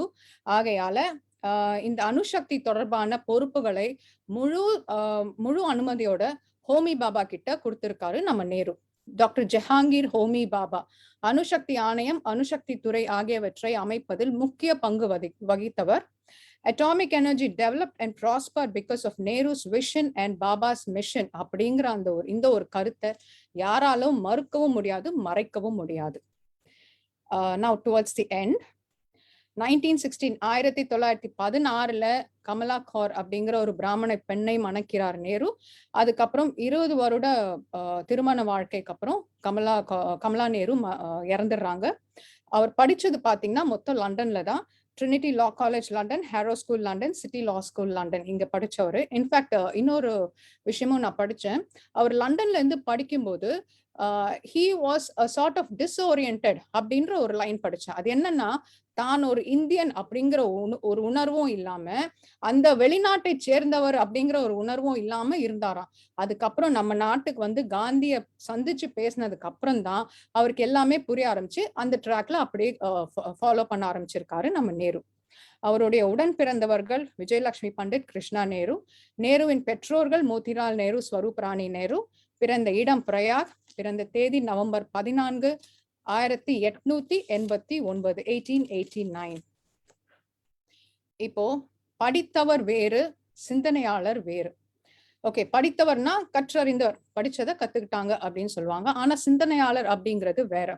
எமான்சிபேட்டிங் தி கிளச்சஸ் ஆஃப் வேர்ல்ட்லி அஃபேர்ஸ், அதாவது நம்மை சுற்றியுள்ள தடைகளை தகர்த்தெறிந்து, தடைகளை மீறி தனது சிந்தனையால், கல்வியால், செயலால், ஆற்றலால் இந்த சமூகத்தை சுத்திகரிக்கும் ஒரு நபர் தான் சிந்தனையாளர். அப்படி ஒரு மாபெரும் சிந்தனையாளர் தான் நேரு. அதாவது தனக்குன்னு எல்லாமே இருக்கு, என்ன இல்ல அவர்கிட்ட? படிப்பு இருக்கு, அறிவு இருக்கு, வசதி இருக்கு, வாய்ப்பு இருக்கு, அந்தஸ்து இருக்கு, எல்லாமே இருந்திருக்கு. ஆனா இது எதையுமே அவர் தனக்காக பயன்படுத்திக்கல. இது எதையுமே வச்சுக்கிட்டு அவர் தனக்குன்னு எதையும் சாதிச்சுக்கல. சோ இந்த மாதிரி ஒரு மாபெரும் சிந்தனையாளரை பத்தி பேசினதுல நான் ரொம்ப பெருமைப்படுறேன். வாய்ப்பளித்த ஸ்டீஃபன் சாருக்கும் பொறுமையுடன் கேட்ட அனைவருக்கும் நன்றிகள். தேங்க்யூ. மகிழ்ச்சி. எல்லாரும் கிளாப் பண்ணலாம். அட்மிட் பண்ணிட்டு போறாங்க.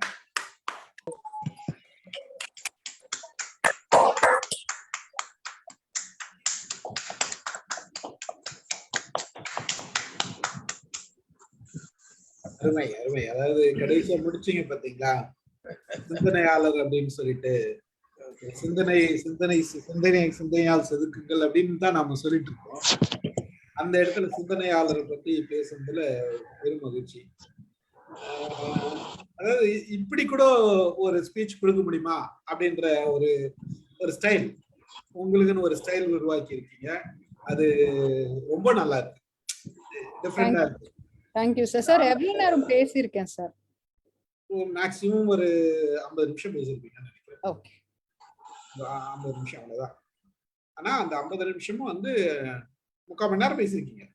ஓகே, 10 மினிட்ஸ் பேசியிருக்காங்க சார். பட் நல்லா கோஹரண்டா பேசியிருக்காங்க. 40 மினிட்ஸ் கோஹரண்டா பேசியிருக்காங்க, கேப் இல்லாம கண்டினியூஸ்லி. இப்படியும் அதான் இது வந்து நீங்க நல்ல ஒரு எடிட்டிங் கூட, அந்த எடிட்டிங் ரொம்ப சுவாரஸ்யமா இருந்தது. அது கொண்டு வந்த விதமும் நல்லா இருந்தது. எல்லாரும் படிச்சிருப்போம் நேருவை பத்தி, பட் இப்படி படிச்சிருக்குமா, இந்த மாதிரி ஒரு விஷயங்கள் தெரிஞ்சிருக்குமா? நேரு செத்தப்ப எனக்கு 2.5 வயசு இருந்தவான்னு நினைக்கிறேன். நேரு 2.5 வயசு இருக்கணும், அவ்வளவுதான். 2.5 வயசு 3 வயசு இருக்கும்னு நினைக்கிறேன். பட் நினைவுல இருக்கு. நேரு இறந்தாருன்ற நியூஸ் வந்தது வந்து நினைவுல இருக்கு. சின்ன வயசு தான், பட் நினைவுல இருக்கு. நீங்க சொல்லும் போது அது சொன்னோடனையும் நல்ல ஒரு ஸ்பீச், அருமையான ஸ்பீச். வழக்கம் போல, அதாவது வழக்கத்தை விட இன்னும் நல்லாவே கொடுத்திருக்கீங்கன்றதுதான் அருமை. மற்றவர்கள் அருமையா இருந்தது மேடம். சார், எங்க வீட்டுல எங்க அப்பா பெரிய நேரு பக்தர், காங்கிரஸ் கட்சியில் இருந்தவரு. வீட்டுல இருக்கிற கட்சி படம் தான் ஹால் என்ட்ரன்ஸ்ல பார்த்தோம்னா பெரிய நேரு படம் தான் இருக்கும். உள்ள காமராஜர் படம் இருக்கும். நேரு மேல அப்பாவுக்கு அவ்வளவு பிரியம். நீங்க சொன்ன மாதிரி 1964 இறந்தாங்க. அம்மா ஸ்கூல் படிக்க முடிக்க நேரம், காலேஜில் படிக்க நேரம். கரெக்ட். ரொம்ப சோகமா இருந்தது, ஒரே சோகமா இருந்தது. நினைவுக்கு வருதுங்க. ஒரு இண்டிபெண்டன்ஸ் வரலாறு அப்படியே ஒரு நட்சத்திரத்துல சொன்ன மாதிரி இருந்தது. எல்லாமே கவர் பண்ணிட்டீங்க.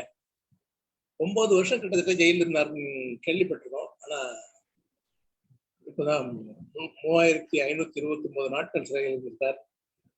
எதுக்கு இவ்வளவு நாள் இருந்தாருன்றதுக்கு இன்னும் எனக்கு தெரியல. ஒத்துழையாமை ஏக்க மட்டும்தானா இல்ல வேற எதனா இருந்ததா தெரியலங்க. மற்றபடி அவருடைய புக்ஸ் எதுவும் நான் படிச்சது இல்லை, புக்ஸ் எதுவும் கையிலும் இல்லை, அந்த ஆர்வம் இல்லை. இதுக்கப்புறம் அதெல்லாம் ஆர்வம் வருது, படிக்கணும்னு ஒரு ஆர்வம் வருது. அந்த அளவுக்கு உங்க உரை சிறப்பா இருந்தது. வாழ்த்துக்கள். நல்ல ப்ரிப்பரேஷன், நல்ல பிரசன்டேஷன். Thank you ma'am. நன்றி நன்றி sir. Thank you sir. Thank you sir. வாங்க சார். நான் சார். வணக்கம். ரொம்ப மகிழ்ச்சிங்க. ஒரு சரியான நேரத்துல ஒரு சரியான தலைப்பு எடுத்து பேசியிருக்கீங்க. மதிப்பீடுகள் மாறுகின்றனவா அப்படின்னு பேச வேண்டிய தருணம் இது. ஏன்னா மக்கள் நமக்கு என்ன போச்சு, யாரோ யாரை பத்தி பேசுறாங்க அப்படின்னு ஒரு சொரணை இல்லாம தான் போயிட்டு இருக்கான் மக்கள். அப்படிதான் சொல்லணும். ஏன்னா ஒரு வீட்டை கட்டி பார்க்கறதுதான் அதனுடைய கஷ்டம் என்னன்னு தெரியும். ஒரு நெல்லிக்காய் மூட்டை மாதிரி சிதறி கிடந்த பல மாநிலங்களை ஒன்று சேர்த்து கிட்டத்தட்ட ஒரு 400 மொழிகளுக்கு மேல பேசக்கூடிய ஒரு நாடு, ஒரு 9 மதங்களுக்கு உள்ளான ஒரு நாடு, அத்தனை பேரையும் சேர்த்து பிடிச்சி ஒரு நாட்டு உணர்வை ஏற்படுத்தி, தேச உணர்வை ஏற்படுத்தி, அவர்கள் எல்லாம் ஒன்றுபடுத்தி சேர்க்கறதுன்றது, ஒன்று சேர்க்கறது தான் அந்த கஷ்டம் தெரியும். ஒரு வீட்டுல குடியேறிட்டு குத்தனம் போயிட்டு அங்கிருந்து இந்த வாஸ்து சரியில இந்த செவத்தை அடிச்சு அந்த பக்கம் போய், அந்த செவத்தை இந்த போய் கூரையை வெட்டி வித்து பணத்தத்துக்கோ அப்படி ஒன்றும் தெரியாது. உண்மைதான். ஏன்னா தேசபக்தி பேசுறதுக்கு அதுக்காக நீங்க சொன்னீங்களே 9 ஆண்டுகள் சிறையில இருந்து தன்னுடைய வசதிகள் எல்லாம் விட்டு கொடுத்து நாட்டுக்காக அர்ப்பணிச்சு மக்களை ஒன்றுபடுத்தி அதுக்காக அவ்வளவு கஷ்டப்பட்டிருக்கிறார் அவர். அது பண்ணி இந்த நாட்டை வடிவமைச்சு ஒரு புதிய இந்தியாவை உருவாக்கி, இங்க இருக்கிற தொழிற்சாலைகள் நிறைய உருவாக்கி, எல்லாருக்கும் வேலை வாய்ப்புகள் ஏற்படுத்தி கொடுத்து, நிறைய கல்வி நிறுவனங்களை உருவாக்கி, நிறைய பேர் படிக்க வச்சு, ஒரு ஒரு உலக அளவுல இந்தியாவுக்கு ஒரு பெரிய ஒரு மரியாதையை வாங்கி கொடுத்து, அதெல்லாம் அவருடைய அன்னைக்கு தேவை. அன்னைக்கு கான்சென்ட்ரேஷன் என்னவா இருந்ததுன்னா நாட்டை உருவாக்குறது தான். என்ன மொத்தம் ஸ்பரண்டிட்டு போயிட்டாங்க இருந்து. இப்போ மக்களை ஒன்று சேர்க்கறதும் நாட்டை உருவாக்குறது தான். மக்களை ஒன்று சேர்க்கறது எப்படி முடியும்னா எல்லோரும் சமம் என்றால் தான் நாடு ஒன்றா சேரும். இதுல சமம் இல்லைன்னு சொல்லிட்டு அவர்கள உயர்வு தாழ்வுகளை உள்ள புகுத்தி, ஜாதி மதத்தங்களை உள்ள கொண்டு உயர்ந்தவன் தாழ்ந்தவன் ஏழை பணக்காரன்றதெல்லாம் கொண்டு வந்தோம்னா அந்த நாடு ஒரு நாடா இருக்காது. அது பல மிருகங்கள் வாழக்கூடிய ஒரு காடாதான் இருக்க முடியும். நேரு என்ற ஒரு பெரிய மகான் அப்படித்தான் சொல்லணும். அவருடைய தனி மனிதத்தை பத்தி பேசுறதுக்கு எவனுக்கும் அருகதை கிடையாது. ஏன்னா பேசக்கூடிய ஒவ்வொருத்தர் தனி மனிதம் போனா அவ்வளவு அசிங்கமா இருக்கு இல்லைங்களா? அதனால அவர் ஒரு அரசியல் தலைவரா மட்டும் பேசுவோம் நம்ம. அப்போ அந்த அரசியல் தலைவரா இந்த நாட்டுக்கு என்ன பண்ணிருக்கிறார் நேரு? ஒரு புதிய இந்தியாவை உருவாக்கி இருக்கிறாரு. இவ்வளவு மதங்கள் கொண்ட ஒரு நாட்டை, இவ்வளவு மொழிகள் கொண்ட ஒரு நாட்டை எல்லாரையும் ஒன்று சேர்த்து மேல கொண்டு வந்திருக்கிறார். இன்னைக்கு பல தலைமுறை மக்கள் படிச்சுட்டு வேலைக்கு வந்திருக்கிறான்னா இன்னைக்கு அவர் எடுத்த அத்தனை நடவடிக்கைகள் தான். இன்னைக்கு நம்ம மக்கள் எல்லாம் படிச்சுட்டு வெளிநாடு போறது கூட அந்த படிப்பு தான் காரணம். ஆனா நன்றி கெட்ட மக்களா இருக்காங்க. இன்னைக்கு ஒரு ஃபேன்ஃபேருக்கோ, ஒரு படமுகத்துக்கோ, ஒரு ஆடம்பரத்துக்கோ தான் பெரிய மதிப்பு. நம்ம மக்களே வெளிநாட்டுல இருக்கிற மக்கள் எல்லாம் சொல்றான், எந்த பிரைம் மினிஸ்டரும் கிடையாது, வந்தா ஒரு மேளங்கள்லாம் வச்சுன்னு ஒரு அமக்கலம் பண்ணாதான் அவர் பெரிய ஆளுன்னு நினைக்கிற ஆளு கொண்டு வந்துட்டோம். நமக்கு என்ன பெருமை? ஒரு காந்தி காந்தி நாடு அப்படின்னு தான் இந்தியாவுக்கு பெருமை முதல்ல. இந்த பல நாடுகள் காந்தியத்தை போற்றணும்னு சொல்றான். அந்த காந்தியத்தை வச்சுதான் நேருவும் மேல வந்திருக்கிறாரு. எல்லாரையும் அரவணைச்சு போயிருக்கிறார். எல்லா மக்களையும் ஒன்றாக அரவணைச்சு போயிருக்கிறார். கொளுத்தி போட்டு ஒரு சின்ன வேலையை எடுத்தா போது நாடு துண்டு துண்டா போயிடும். அந்த பலன் அவர் இவங்க மொழி முக்கியமா, உங்க மொழிக்கு முக்கியத்துவம் தரேன். நீங்க விரும்புற வரைக்கும் உங்க மொழியை பாதுகாத்துக்கலாம். மதம் இருக்கா, நீயும் மதத்தை பிராக்டிஸ் பண்ணலாம். ஒவ்வொருத்தருக்கும் அந்த உரிமை வேணும். அதுதான் செக்யூலர் கண்ட்ரி. எல்லோரும் சமம், எல்லோரும் ஓரிநிலை அப்படின்ற பாரதி. அந்த பாரதி தான் நேருவோட நிலையும் காந்தியோட நிலையும். எல்லோரும் சமம், எல்லோரும் இந்நாட்டு மன்னர். இன்னைக்கு அவனெல்லாம் படிச்சு மேல வரலன்னா இந்த பேச்சுக்கே இடமில்லாம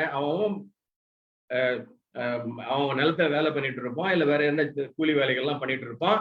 இவ்வளவு பேர் இன்னைக்கு அரங்கத்திலேயே இவ்வளவு பேர் வந்து நம்ம பேசுறதுக்கு கூட இந்த தலைவர் தான் நமக்கு காரணம்ன்றதை நம்ம புரிஞ்சுக்கணும் நம்ம அதை. ஆனா அவரை பத்தி பேசுறதுக்கு ஆள் இல்லை இப்போ. ஏன்னா இன்னைக்கு அரசியல்ல வந்து இன்னைக்குன்னா லாபம் அப்படித்தான் போகுது. ஒண்ணு இல்ல, நேற்று நடந்ததுல நம்ம நாட்டினுடைய தலைமை தளபதி இறந்தாரு, அதை வச்சுட்டு அரசியல் பண்றான். நீ கம்பெனி இருக்கான் உள்ள போய் உட்காந்துட்டு. அப்போ நமக்கு கண்ணெதிர்க்கு நடக்கிற விஷயத்திலேயே இவ்வளவு பாலிடிக்ஸ் பண்ணி அரசியல் பண்ணி 4 பேர் அதுக்கு வேற சப்போர்ட் பண்ணிட்டு இருக்கிறான். அவன் பேசுனதுல என்ன தப்புன்னு சொல்லிட்டு பண்ணும்போது, அப்போ இறந்த நேருக்கு ஐ திங்க் 1964 இருந்தாரு இல்லையா? 1964 இருந்தார். இப்போ இத்தனை வருஷம் ஆயிப்போச்சு. அவரை டிஃபெண்ட் பண்ணி பேசுறதுக்கு கூட ஆள் இல்லை இன்னைக்கு நாட்டுல. எவன் பார்த்தாலும் பாக்கெட் ரூபி போறதுதான் பார்த்துட்டு இருக்கானுங்க. அப்போ உடனே மதம் அப்படி போயிடுறான், ஜாதி அப்படி போயிடுறான். அவன் ஜாதிய மதத்தை அந்த ஃபீட் பண்ணிட்டா அவன் மற்றபடி எழுந்து கூட பாக்குறதுக்கு திராணி இல்லாம இருக்கிறான் நாட்டு மக்களுங்க. அதுதான் உண்மை. நீங்க சரியான நேரத்துல நேரு பத்தி எடுத்திருக்கீங்க. இன்னைக்கு நேரு இல்லைன்னா இன்னைக்கு இந்த புதிய இந்தியா இந்த அளவுக்கு வந்திருக்காரு. இந்த உண்மையை நம்ம கண்டிப்பா சொல்லணும். அவர் சேர்த்து வச்சுதான் நீங்க வித்து சாப்பிட்டு இருக்கணும் நம்ம நாடு. அதையும் நம்ம பதிவு பண்ணணும்ன்றதுதான் என்னுடைய கருத்து. ரொம்ப அழகா பேசுனீங்க. எத்தனை நிமிஷம் பேசுறது கணக்கு கிடையாது. எதை சொன்னீங்க, அது எப்படி மனசு மக்கள் தைக்கிற மாதிரி சொன்னீங்கன்றதுதான் முக்கியம். ரொம்ப அழகா பேசுனீங்க. வாழ்த்துக்கள், மகிழ்ச்சி. தேங்க்யூ. நன்றி சார். நன்றி சார். வாங்க வசந்தி மேடம். பத்மா மேடம், நான் இன்னைக்கு மெயினா காலையில வந்ததே சீக்கிரம் எழும்பி இன்னைக்கு பத்மா மேடம் பேச போறாங்க, நம்ம வந்துடணும் அப்படின்னு சொல்லிட்டு வந்துட்டேன். ஏன்னா எனக்கு நேரு வந்து நான் ரொம்ப அட்மைரர் ஆஃப் நேரு.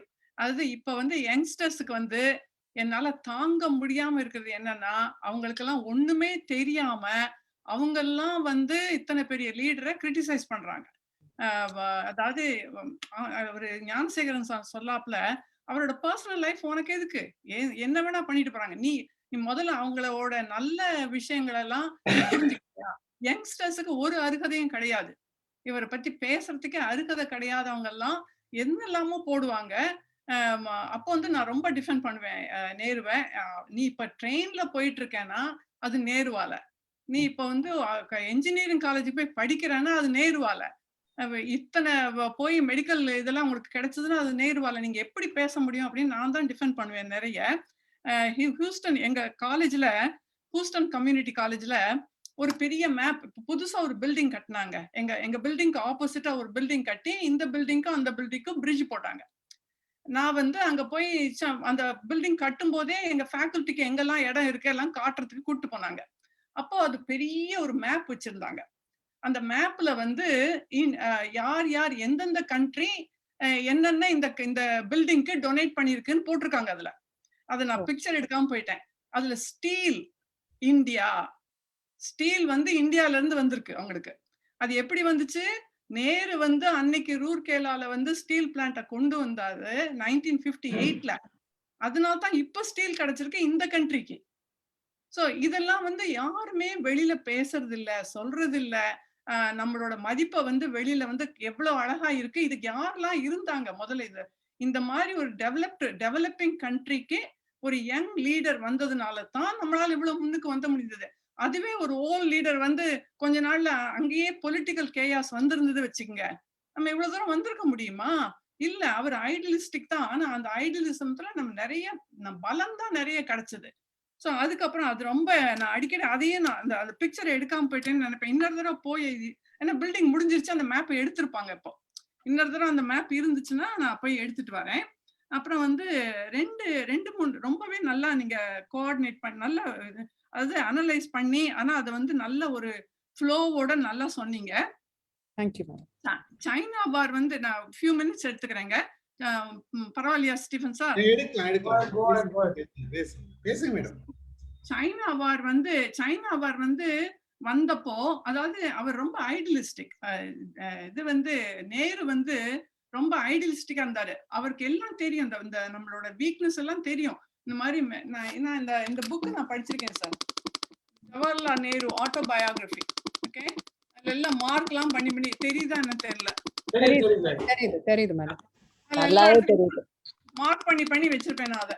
ஓகே, அதை இன்னைக்கு திறந்து பார்க்கலாம்னு நினைச்சா எனக்கு டைம் இல்ல. ஓகே, முந்தி ஆமா என்னோட புக் அது மேல போயிருச்சு. அது அதுல நிறைய இடத்துல நான் மார்க் பண்ணி வச்சிருப்பேன், என்னெல்லாம் எனக்கு பிடிச்சதோ அதெல்லாம். அது இன்னொரு நாள் வந்து நம்ம அதை பேசலாம். ஆனா சைனா, அவர் வந்து ரொம்ப ஐடியலிஸ்டிக்கா இருந்தாரு. சைனா வார்ல அவர் என்ன நினைச்சிட்டாரு அப்படின்னா, நம்மள மாதிரியே அவங்கள எடை போட்டுட்டாரு. சில சமயத்துல அவர் வந்து இவர் வந்து நல்லவரா இருந்ததுனால அவங்களே அப்படி எடை போட்டாங்க. அதனால என்னாச்சு, இந்தோ சீனா பாய் பாய் அந்த மாதிரிலாம் அவர் வந்து ரொம்ப சாஃப்ட் சைட்ல கொஞ்சம் போனாரு. ஆனா என்ன, அது வந்து நம்ம ஒண்ணும் பண்ண முடியாது. ஏன்னா அவருக்கு தெரியும் நம்மளோட வீக்னஸ் எல்லாம். அந்த எப்பவுமே நெய்பரை வந்து நீங்க ஒரு டிஸ்டன்ஸ்ல வச்சுக்க அப்படின்னு இந்த ஊர்ல சொல்லுவாங்க. Don't be very friendly with neighbour, ஒரு டிஸ்டன்ஸ்ல வச்சுக்கம்பாங்க.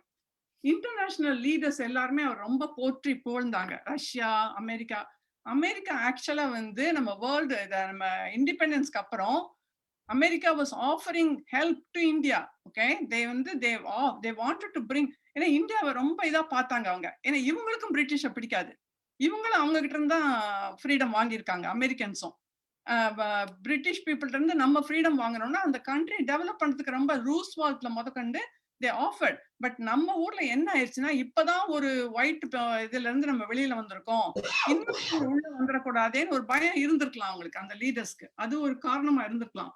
ஆனா அவர் எங்க அமெரிக்காவுக்கு வந்து கெனடியை மீட் பண்றாரு. அவர் 1960 அமெரிக்காவுக்கு வராரு, கெனடி மீட் பண்றாரு. அவர் ஒண்ணு மட்டும் அவர் பண்ணது தப்பு என்னன்னா, அவர் நான் தப்புன்னு சொல்லுவதா என்னன்னு தெரியல, ஏன்னா வந்து எனக்கு அவர் ரொம்ப பிடிக்கும். ரஷ்யா கூட ரொம்ப அவர் வந்து இதா இணக்கமா இருந்தாரு. ஆனா அமெரிக்காவையும் அவர் ஒரு லெவல்ல கொஞ்சம் ஃப்ரெண்ட்லியா வச்சிருந்தானே. ஏன்னா அந்த மீட்டிங்ல ஜான் எஃப் கெனடி கேட்டுக்கிட்டே இருக்காரு. அந்த வீடியோ யூடியூப் கிடைச்சதுன்னா நீங்க பாருங்க. அவங்க சொல்றாங்க, ஒரே ஒரு சமயம் தான் அவர் கண்ணே பிரைட் ஆச்சு, எப்போன்னா ஜாக்லின் உள்ள வரும்போது. மத்த சமயம்லாம் he was so, அதாவது ரெஸ்பான்ஸே இல்ல அவர்கிட்ட இருந்து. கெனடி வந்து கேட்டுக்கிட்டே இருக்காரு, இந்த வியட்நாம் வார் என்ன பண்றது, கியூபா என்ன பண்றது, இதுக்கெல்லாம் அவர் ஆன்சரே கொடுக்காம பேசாம பாசிவா இருக்காரு. அந்த இதை கொஞ்சம் அவர் அவாய்ட் பண்ணியிருந்தா மேபி அமெரிக்கா உள்ள வந்திருக்கலாம். அது வந்து நான் ஒரு சின்ன ஒரு இதா நான் பாக்குறேன். அதுக்கப்புறம் வந்து அந்த ஸ்ட்ரோக் ஆஃப் மிட் நைட், அந்த ஸ்பீச் வந்து ரொம்பவே நல்ல speech. at the stroke of midnight when the whole world is sleeping, India awakes for freedom, அது ரொம்ப நல்ல ஸ்பீச். அது காந்தி நேருவோட காம்பினேஷன் வந்து ரொம்ப நல்ல காம்பினேஷன். ஏன்னா அவங்க வந்து காந்தி வந்து ரொம்ப ஓல்டு, ரொம்ப அதாவது அவரும் ரொம்ப ஐடியலிஸ்டிக் தான். ஆனா இது வந்து இளம் ரத்தம், குதிக்கிற ரத்தம். இது யங் நேரு. இந்த ரெண்டு காம்பினேஷன்ல தான் அந்த கண்ட்ரி வந்து ரொம்ப நல்லா டெவலப் ஆச்சு. அதுக்கப்புறம் வந்து நீங்க வந்து ஐஐடி, ஆமா ஐஐடி இப்போ இருக்குன்னா அதுக்கு காரணம் அவர் தான். ஃபர்ஸ்ட் வந்து பாம்பே ஐஐடி 1958, மெட்ராஸ் ஐஐடி 1959. அவர் அந்த 1964க்குள்ள அவர் எவ்வளவு கொண்டு வந்திருக்கிறாரு. அது மாதிரி இன்னொரு என்னோட பர்சனல் கனெக்ஷன் இது ஒண்ணுதான் எங்க வீட்டுல. ஏன்னா எங்க அம்மாவுக்கு வந்து கேன்சர். எங்க அம்மாவுக்கு வந்து மெட்ராஸ் அடையார் இன்ஸ்டிடியூட்ல தான் ட்ரீட்மெண்ட் நடந்துச்சு. அப்ப வந்து அந்த அவங்களுக்கு வந்து ஒரு சீரியஸா ரொம்ப இருந்திருக்காங்க. இந்த கோபால் ட்ரீட்மெண்ட் கொடுக்கணும் அப்படிங்கும் போது அங்க இந்தியால கிடையாது, அப்போ இந்தியால கிடையாது, எங்கேயுமே கிடையாது. அவங்க வந்து என்ன பண்றது, அவரோட அமெரிக்காவுக்கு தான் கூட்டு போகணும் போல் இருக்கு அப்படின்லாம் நினைச்சிட்டு இருக்கும்போது அந்த கோபால் ட்ரீட்மெண்ட்டை அடையார் கேன்சர் இன்ஸ்டிடியூட்க்கு வந்துச்சு. அது திறந்து வச்சது நேரு. அது வந்து அப்போ வந்து எல்லா பேஷண்ட்ஸுமே பார்க்கும்போது எங்க அம்மாவையும் அவர் பார்த்திருக்காரு. சோ இது வந்து எங்க அம்மா அடிக்கடி சொல்லுவாங்க, அவர் வந்து என் கையை பிடிச்சாரு அப்படின்னு சொல்லுவாங்க. அது எனக்கு தெரியாது, அது நான்லாம் ரொம்ப சின்ன பொண்ணு. சோ அதனால வந்து எனக்கு வந்து அவர் ரொம்ப ரொம்ப பிடிக்கும். ரொம்ப சந்தோஷங்க, ரொம்ப ஹாப்பி. அதாவது நீங்க சொல்லது மட்டும் இல்ல, இந்த யங்ஸ்டர்ஸுக்கு இதை கொண்டு சேர்க்கணும் நம்ம. அதாவது அவரோட ஜவஹர்லால் நேரு அவர் எழுதின புஸ்தகம், அது இந்திரா காந்திக்கு எழுதின லெட்டர்ஸ், இதெல்லாம் ப்ரோஸ்ல அவங்க கட்டாயம் கொண்டு வரணும். ஒரு ப்ரோஸ் பீஸ் வைங்க. இந்த ஆட்டோபயோகிராஃபி வந்து ஒரு பீஸ் எடுத்து வைங்க. இதெல்லாம் வந்து எஜுகேஷன் சிஸ்டம் மாத்தினாதான் நம்ம அடுத்த ஜெனரேஷன் நம்ம லீடர்ஸை பத்தி தெரிஞ்சுக்க முடியும். மிக்க நன்றி, பாராட்டுக்கள். நன்றிமா. அருமை அருமை, நன்றிகள். மாலதி மேம். வணக்கம், அனைவருக்கும் வணக்கம். வணக்கம் மேடம். பத்மா, உங்களோட ஸ்பீச் வந்து அப்படியே கரெக்டா போச்சு. ஏற்றம் இறக்கம் இல்லாம ஃப்ளோ கரெக்டா போச்சு. நல்லா பேசுனீங்க. எனக்கும் ரொம்ப பிடிக்கும் நேருவை. எங்க வீட்டுல எல்லாருக்கும் பிடிக்கும். நாங்கெல்லாம் அவங்கதான் எங்க தாத்தா, எங்க அப்பாலாம் அவங்கள ரொம்ப பிடிக்கும் அவங்களுக்கெல்லாம். அதுக்கு மேரேஜ் ஆன பின்னர் தான் நாங்கெல்லாம் மாறிட்டோம் ஆக்சுவலி. எங்களுக்கெல்லாம் அவங்களதான் பிடிக்கும். வேற ஒண்ணும் இல்ல. ரொம்ப நல்லா இருந்தது. இது புக்கா நீங்க படிச்சது இது இல்ல நீங்க தனித்தனியா கலெக்ட் பண்ணீங்களா? கலெக்ட் பண்ண இன்ஃபர்மேஷன். பரவாயில்லப்பா. பயங்கரமா கலெக்ட் பண்ணி இவ்வளவு சூப்பரா பிரசன்ட் பண்ணிருக்கீங்க. உங்களுக்கு வாழ்த்துக்கள். நன்றி மேடம். நாங்க காங்கிரஸ்காரங்கன்னு சொல்றதுதான் வந்தாங்க இந்த அம்மா. நைட் டின்னர் போய்ந்தா போ. நான் சொல்லவே இல்ல. நான் சொல்லாதத அவர் அதுதான் சொல்றாரு பாருங்க. நான் சொல்லாதத சொல்றாரு பாருங்க. நான் லீடு கொடுக்குறேன், நீங்க வச்சுங்க. எல்லாம் காதுல விழாது சார். அடுத்து வேற யாரு பேசுறது? வாங்க பிரேமா மேடம். ரொம்ப அருமையா இருந்தது பத்மா. நிறைய விஷயங்கள் அவரை பத்தி தெரிஞ்சுக்கிறதுக்கு, அது ஒவ்வொரு இதையும் வந்து அடுத்த ஃப்ளோக்கு போறதுக்கு முன்னால யூ சம்மரைஸ்ட் எவ்ரிதிங். ரொம்ப பியூட்டிஃபுல்லா பிரசன்ட் பண்ணீங்க. அவர் ஸ்டீஃபன் சார் மாலதிய சொன்ன மாதிரி எங்க வீட்லயும் வந்து சிம்பிள் அவங்க அலையன்ஸ் பண்ணா கூட பார்ட்டில வேற சிம்பிளுக்கு ஓட்டு போட மாட்டாரு எங்க அப்பா. காங்கிரஸ் தான் அலையன்ஸ் அந்த பார்ட்டியோட அப்படின்னு சொன்னா கூட அந்த வேற சிம்பிள் இருந்தா ஓட்டு போட மாட்டார். அந்த அளவுக்கு ஸ்டான்ச் காங்கிரஸ் பர்சன் அப்பா வந்து. இவரை பொறுத்த வரைக்கும் நல்ல educated person, young person. Though difference of opinion with Gandhiji இந்த அந்த இம்ப்ளிமெண்டேஷன்ல சம் ப்ராப்ளம்ஸ் எல்லாம் இருந்ததுன்னா கூட வாட் இ ஃபோர்சி வாஸ் அந்த நம்ம கண்ட்ரியோட டெவலப்மெண்ட் இதை வந்து அவர் பண்ணாரு. அவங்க வசந்தி மேடம் சொன்ன மாதிரி யுஎஸ்எஸ்ஆர் வந்து ரொம்ப சப்போர்ட் பண்ணுச்சு. இவர் யுஎஸ்எஸ்ஆர் வந்து நல்லா வெல்கம் பண்ணுது. நல்லா வந்து ஒரு ரிலேஷன் இருந்தது. ஸோ கொஞ்சம் வந்து ஸ்டேட்ஸோட யுஎஸ்ஏவோட அவருடைய ரிலேஷன்ஷிப்ல அவர் அதை பத்தி சொல்லியிருக்கலாம். ஒரு எக்ஸ்டர்னல் மினிஸ்ட்ரி அவர் வந்து நீங்க பாயிண்ட் அவுட் பண்ணது கரெக்ட். அந்த என்ஜாய்மெண்ட் அவருக்கு வந்து இல்ல. இங்க இருந்த ஒரு கம்ஃபர்ட் ஜோன் அங்க வந்து அவர் வந்து பெருசா வச்சுக்கல அப்படின்றது உண்டுனாலும் நம்மளுடைய எஜுகேஷன் அண்ட் இன்ஃப்ராஸ்ட்ரக்சர் டெவலப்மெண்ட்டுக்கு அவருடைய அறிவு, அது அப்ராட்ல போய் படிச்சுட்டு வந்தது, ஒரு பெரிய இடத்து பையனா இருந்தது. அவருக்கு இதுல வந்து இன்னைக்கு பொலிட்டீஷியன்ஸ்ல சில கட்சிக்காக பண்றது, அதே மாதிரி மதத்துக்காக பண்றது, குடும்பத்துக்காக பண்றது, இந்த எதுவுமே அவருக்கு தேவை இருக்கல. மேபி ஃபேம் வேணா அவருக்கு தேவைப்பட்டிருந்திருக்கலாமே ஒழிய மத்த எதுவுமே தேவைப்படல. அது அவருடைய ஜெயில எல்லாம் இருந்தது அப்படின்றது அந்த வயசுல அவ்வளவு பெரிய வீட்டு பையன் ஒரு 9 வருடங்கள் கழித்தது அப்படின்றது அதை தவம்னு சொல்றது. நான் ஜீசஸ பத்தி படிச்சேன்றது, உருதுவுக்கு வந்து எக்ஸ்சேஞ்சா நான் வந்து கீதாவை வந்து அவருக்கு சொன்னேன்னு சொல்றது. This all shows how open minded he was and how you wanted to have a secular state. அது வாஜ்பாயை கொண்டு வரணும் நமக்கு பிரைம் மினிஸ்டரா அப்படி ஒரு சர்க்கிள் போய்கிட்டு இருக்கும் போது இவர் வந்து முன்னால வர்றாரு. But integration of all states வந்து வாஜ்பாயோட எஃபர்ட் அதை கொண்டு போறாங்க. நீங்க சொன்ன மாதிரி மவுண்ட் பேட்டன் இந்த ஊருக்கு வந்து வேற ஸ்டேட்டஸ் கொடுக்கலாம் அப்படின்னா அது மாதிரி ஸ்டேட்டஸ் நிறைய ஸ்டேட்ஸ் அதுக்கப்புறம் கேட்க ஆரம்பிச்சிருப்பாங்க. ஒன்ஸ் அது ஸ்டார்ட் பண்ணி இருந்தாங்கன்னா நம்ம கரெக்ட் தமிழ்நாடு நமக்குன்னு ஒரு ஸ்டேட் அந்த மாதிரி வந்து நமக்கு அது ப்ரௌடா இருந்திருக்கும். நம்ம இன்னைக்கு வந்து மேஜர் ஷேர் எடுத்துட்டு போய் ஜிஎஸ்டி வந்து நம்மளும் மகாராஷ்டிரா தான் கொடுக்குறோம் அப்படின்றது நம்ம நாட்டிலேயே அதை செலவழிச்சிருப்போன்ற நமக்கும் இருக்கிற அந்த ஆதங்கம்லாம் இருந்தா கூட இன்னைக்கு இந்தியா அப்படின்னா the செகண்ட் பிக்கெஸ்ட் டெமோக்ரஸின்றது வேர்ல்டு லெவல்ல இன்னைக்கு வரைக்கும் பேசப்படுதுன்னா அந்த இன்டகிரேஷன் அந்த எஃபர்ட் அவர் போட்டிருக்காருன்றத ரொம்ப அழகா பேசுனீங்க. Really very marvellous speech and full of information. பாராட்டு. Thank you madam. Thank you madam. Narayanan sir பேசுறீங்களா? ஸ்ரீகாந்தன் சார் வாங்க சார். அதாவது நான் வந்து என்ன சொல்லணும்னு நினைச்சனோ அது வந்து ஞானசேகரன் சாரும் வசந்தி மேடம் சொல்லிட்டாங்க. மீதி ஒரு 10% இருந்தது, அதை வந்து பிரேமா மேடம் சொல்லிட்டாங்க. அதனால இருந்தாலும் என்னுடைய கருத்தை நான் வந்து ஜென்ரல் கருத்து ஒண்ணு சொல்லிடுறேன். என்ன சொல்லலாம்னா, அதாவது மிக தெளிவான உரை. ரொம்ப நாசூக்கா சொல்லணும் அப்படின்னா, தற்போதைய சமூக வலைதளங்களில் பரவி வரும் விமர்சனங்களுக்கு பதில் கொடுக்கும் வகையில் இந்த காலகட்டத்தில் தேவையான தகவல்.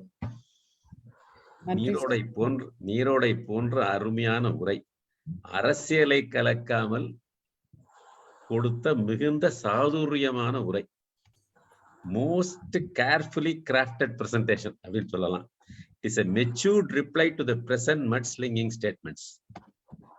I want to be crisp. ஏன்னா நான் இங்க டைட்டில பார்க்கும்போதே நினைச்சேன் நானு, அந்த பேனரை பார்க்கும்போதே ரியலி அந்த கோர்ஸ் உங்களுடைய என்ன சொல்றேன், நான் வந்து நீரோடை போன்ற ஒரு உரை தான் நீங்க எப்பவுமே கொடுக்குறீங்க. அதை வந்து இன்னைக்கும் அதை கொடுத்துருக்கீங்க. அத ரொம்ப அதாவது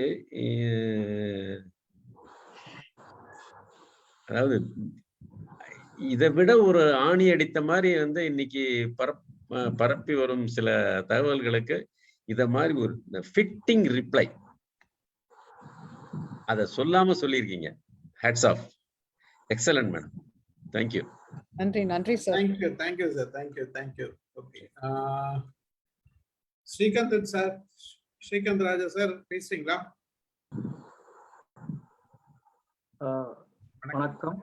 மிகவும் அருமையாக பத்மா அமர்நாத் அவர்கள் பேசியிருந்தார்கள்.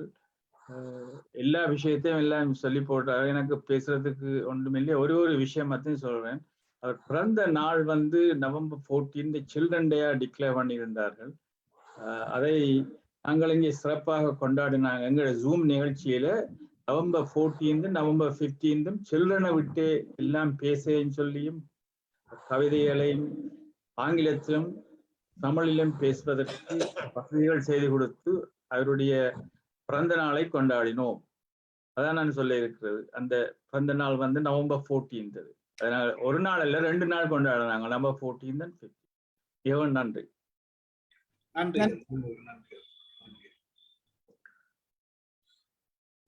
ரிஃபை சார், ரிஃபை யாரு இல்லைன்னா நான் வரம்பா. அவ்வளவுதான். அதுதான் நான் யோசிச்சுட்டே இருக்கிறேன் நான். வாங்க. Very good. முதல்ல வந்து சரியா மற்றவங்க சொன்ன மாதிரி ஆற்று போக்கா போச்சு. அதுக்கப்புறம் அடிஷன்லாம் தேசபக்தி பாடல்கள் அப்படின்னுட்டு பப்ளிகேஷன்ஸ் டிவிஷன், மத்திய சர்க்கார், அன்னைக்கு என்ன பேர் வச்சிருக்காங்க இதுக்கு இருங்க வரேன், பப்ளிகேஷன்ஸ் செய்தி ஒலிபரப்பு அமைச்சரகம், இந்திய சர்க்கார் அப்படிங்கிற பேர்ல இந்த புத்தகம் வெளியிடப்பட்டிருக்குது. இதுல இந்தியால மிகச்சிறந்த கவிஞர்கள் எழுதிய கவிதைகளை தமிழ்ல டிரான்ஸ்லேட் பண்ணி தமிழ்ல நிறைய பேர் எழுதியிருக்கிறாங்க. அந்த மாதிரி எழுதப்பட்ட ஒரு 35 கவிதைகள்ல எங்க அப்பாவோட கவிதையும் ஒன்று.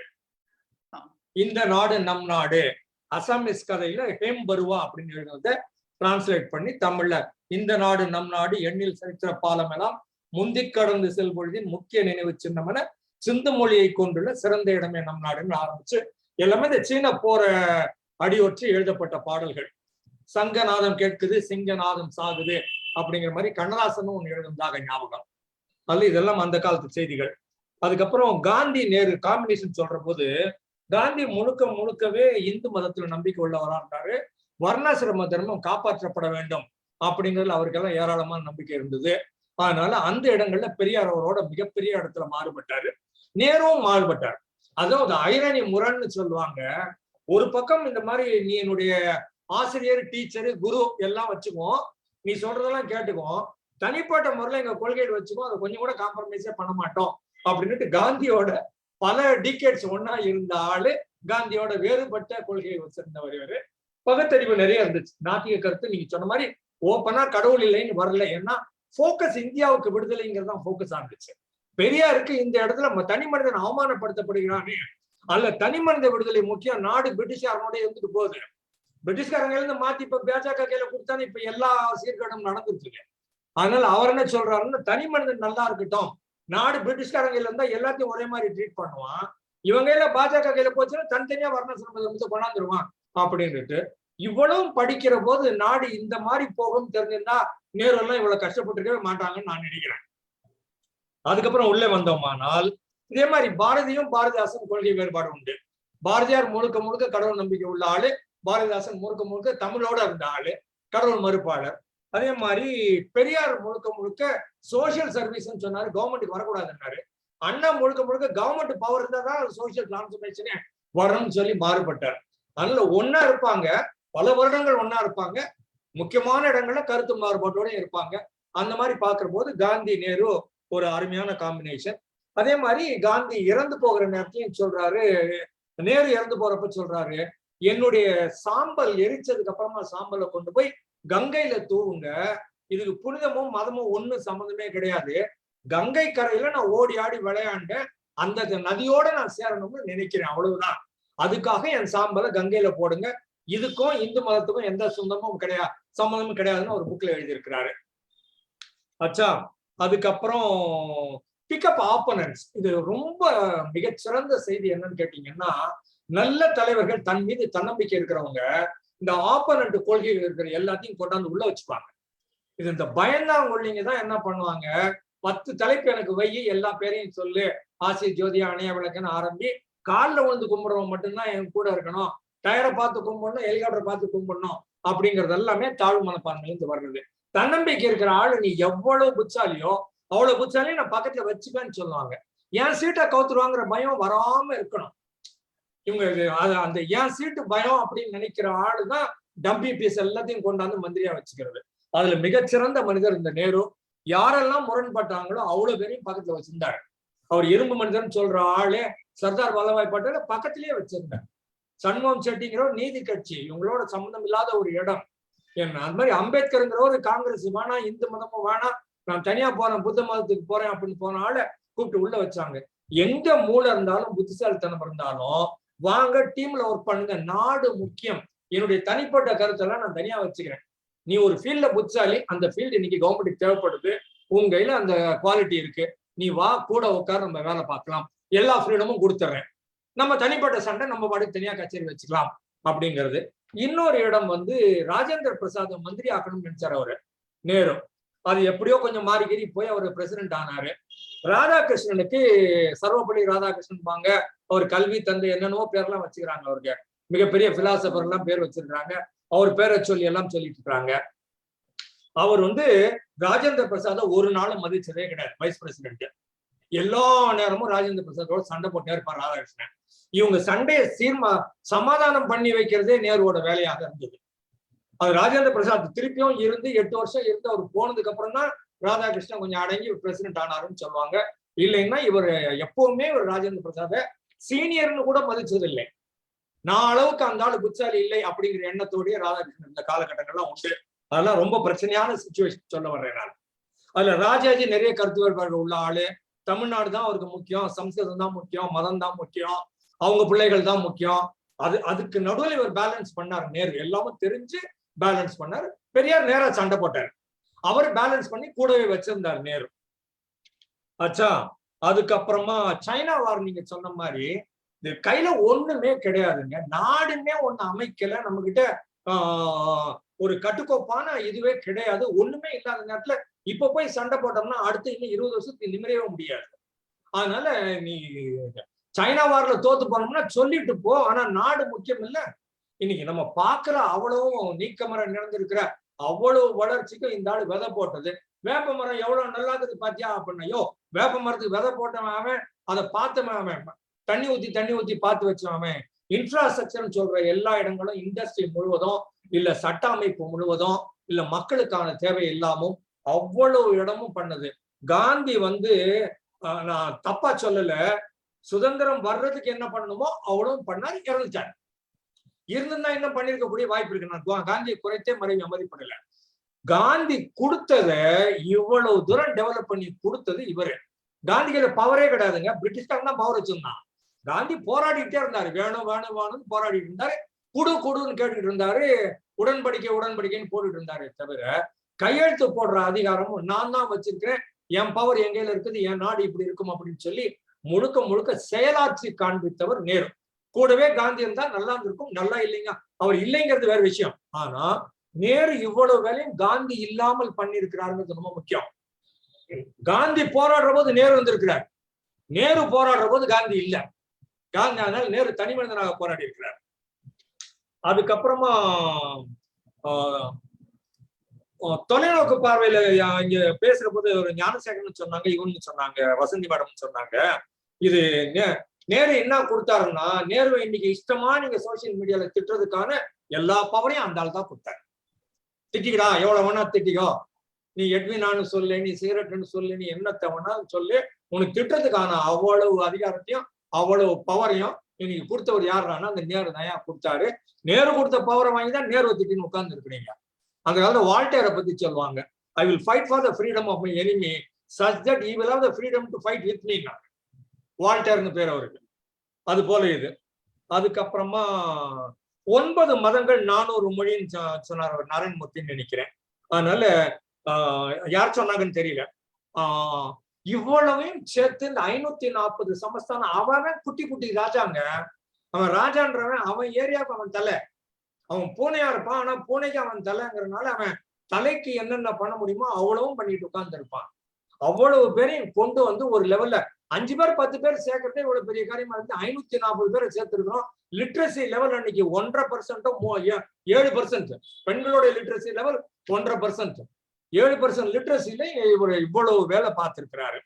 அச்சா, அதுக்கப்புறம் ஞானசேகரன் சொன்னது போல English will continue to be the official language. ஏன்னா அவர் பார்த்தாரு, ப்ரோக்ராம் தெரிஞ்சு தமிழ்நாட்டுல மக்கள் மறுக்கிறாங்க, இந்த இடத்துல ஒரு இந்தி போராட்டம் நடக்குது, இந்தி திணிக்காதன்னு சொல்றாங்க. அதனால என்ன பண்ணோம்னா, நீ எவ்வளவு நாளுக்கு நீ விரும்புகிறாயோ அவ்வளவு நாளுக்கு இங்கிலீஷ் அபிஷியல் லாங்குவேஜா இருக்கும். நீயா என்னைக்கு இந்தி ஓகே அப்படின்னு சொல்றியோ அன்னைக்கு ஒத்துக்கோமாங்க. நேஷனல் லாங்குவேஜ்ன்றது ஒரு ரொம்ப பெரிய புருடாங்க, ஊரே மாத்திர புருடா. அந்த மாதிரி ஒரு டெர்மினாலஜியே கிடையாது, சொல்லாடலும் கிடையாது, தேவையும் கிடையாது, ஒண்ணுமே கிடையாது. ஆச்சா, அப்புறமா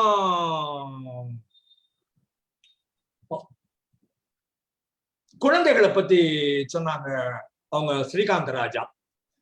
இவ்வளவு போராளி சாஃப்டா போராடுறாரு, நேரா போய் கத்திக்கிட்டெல்லாம் எடுக்கல, ஆயுதம்லாம் எடுக்கல, சாஃப்டா இருக்கிறாங்க, கொள்கையில உறுதியா இருக்கிறாங்க. ஜெயிலுக்கு எப்போ வேணா போறேன்னு சொல்றாங்க. நீங்க சொன்ன மாதிரி 11 ஜெயில இருந்திருக்கிறார். 9 ஆண்டுகள் டிஃபரெண்ட் ஸ்டேட்டஸ், டிஃபரெண்ட் ஜெயிலு, 11 ஜெயில இருந்திருக்கிறார் அவரு. பல நேரங்களில் சோசியல் மீடியால எட்வினா படத்தை போட்டோ, நேரு சிகரெட் பிடிக்கிற படத்தை போட்டோ, இல்ல 2 பேரும் சிகரெட் பிடிக்கிற படத்தை போட்டோ பேஸ்புக்லயும் வாட்ஸ்அப்லயும் எதனா கிண்டல் பண்ணிருப்பானுங்க. ஒவ்வொரு வாட்டியும் சண்டைக்கு போயிருக்கிறேன் நான். டேய், எவ்வளவு பெரிய ஆளுன்னு உங்களுக்கு தெரியாதரா, இந்த ஒரு சிகரெட்டை வச்சுக்கிட்டு ஒரு எட்வினா படத்தை வச்சுக்கிட்டு பேசாதீங்கடா, ரொம்ப பெரிய ஆள்ரா. 9 வருஷம் ஜெயில இருந்திருக்கிறாரு, உனக்கு 9 நாள் கூட உன்னால ஜெயில இருக்க முடியாதுன்னு சொல்றது. இன்னைக்கு இருக்கிற ஜெயிலாவது நல்லா இருக்குது, அந்த காலத்து ஜெயில் திருப்பி விடுவானான்னே தெரியாது. தெளிவா இப்ப பிக் பாக்கெட்னா 3 மாசத்துல விட்டுருவான்னு தெரியுமில்ல, பிரிட்டிஷ்காரன் உள்ளத்துக்கு போட்டான்னு என்னைக்கு விடுவானே தெரியாது.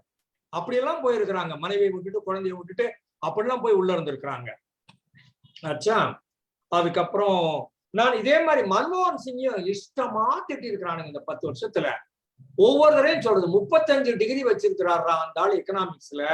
உலகம் பூரா பேங்க் எல்லாம் மூழ்கி போனப்ப இந்தியாவில ஒருத்தனுக்கு கூட வேலை போகல. இந்தியாவை காப்பாத்தின ஒரே மனுஷன் இந்த ஆளு. கூட டீம்ல பி சிதம்பரம் இருந்தாரு, அந்த மொன்டேக் சிங் அலுவாலியா இருந்தார், இந்த டிப்லெட்னு சொல்லுவாங்க. இந்த 3 பேருமா சேர்ந்து தான் இந்தியாவை காப்பாத்தினாங்க. இவரால் காப்பாற்றப்பட்ட இந்த கம்யூனிஸ்ட், இந்த கம்ப்யூட்டர் வேலை பார்க்குற ஆளுங்க இவங்கதான் மொத்தமா திட்டினது.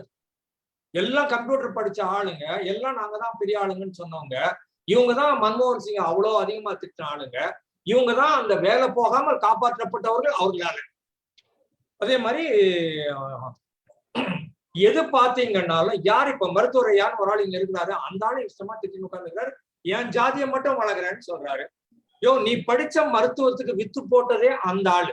அந்த மாதிரி பாக்குற போது இவர் ஒரு மகத்தான மனிதன். வசந்தி மேடம் சொன்னது போல அந்த யுஎஸ்ஏ வர்சஸ் யுஎஸ்எஸ்ஆர் வர்ற போது வெள்ளைக்காரன் வேணாம் அப்படின்னா டோட்டலா வேணாம்னுட்டு இந்தியாவுக்கு கிட்டத்தட்ட 1940 இருந்து எப்படி பார்த்தாலும் ஒரு 20-25 வருஷத்துக்கு ரஷ்யா தான் நமக்கு ஃப்ரெண்டே தவிர அமெரிக்காவுக்கு நம்மளுக்கு எந்த சம்பந்தமும் கிடையாது. அமெரிக்காவோட நாம இணக்கமாக இருந்ததே கிடையாது, உங்களை நம்மளதும் கிடையாது. உலகத்துல 2 வல்லரசும் சண்டை போட்டுச்சு. இது இந்த கார்பச்சேவ் வந்து லிபரலைசேஷன் பண்ணாங்கல்ல, அதுக்கப்புறமா என்ன ஆயிடுச்சுன்னா ரஷ்யா அந்த மிகப்பெரிய வலிமை நம்பர் 2 வலிமை இல்லாம போயிருச்சு. இஷ்டமா அமெரிக்கா ரொம்ப ஆட ஆரம்பிச்சிருச்சு. இப்ப அவன் ரஷ்யான்னு ஒருத்தன் செக் பண்ணிக்கிட்டே இருந்திருந்தான்னா நல்லா இருந்திருக்கும், அது இல்லாமல் போயிடுச்சு.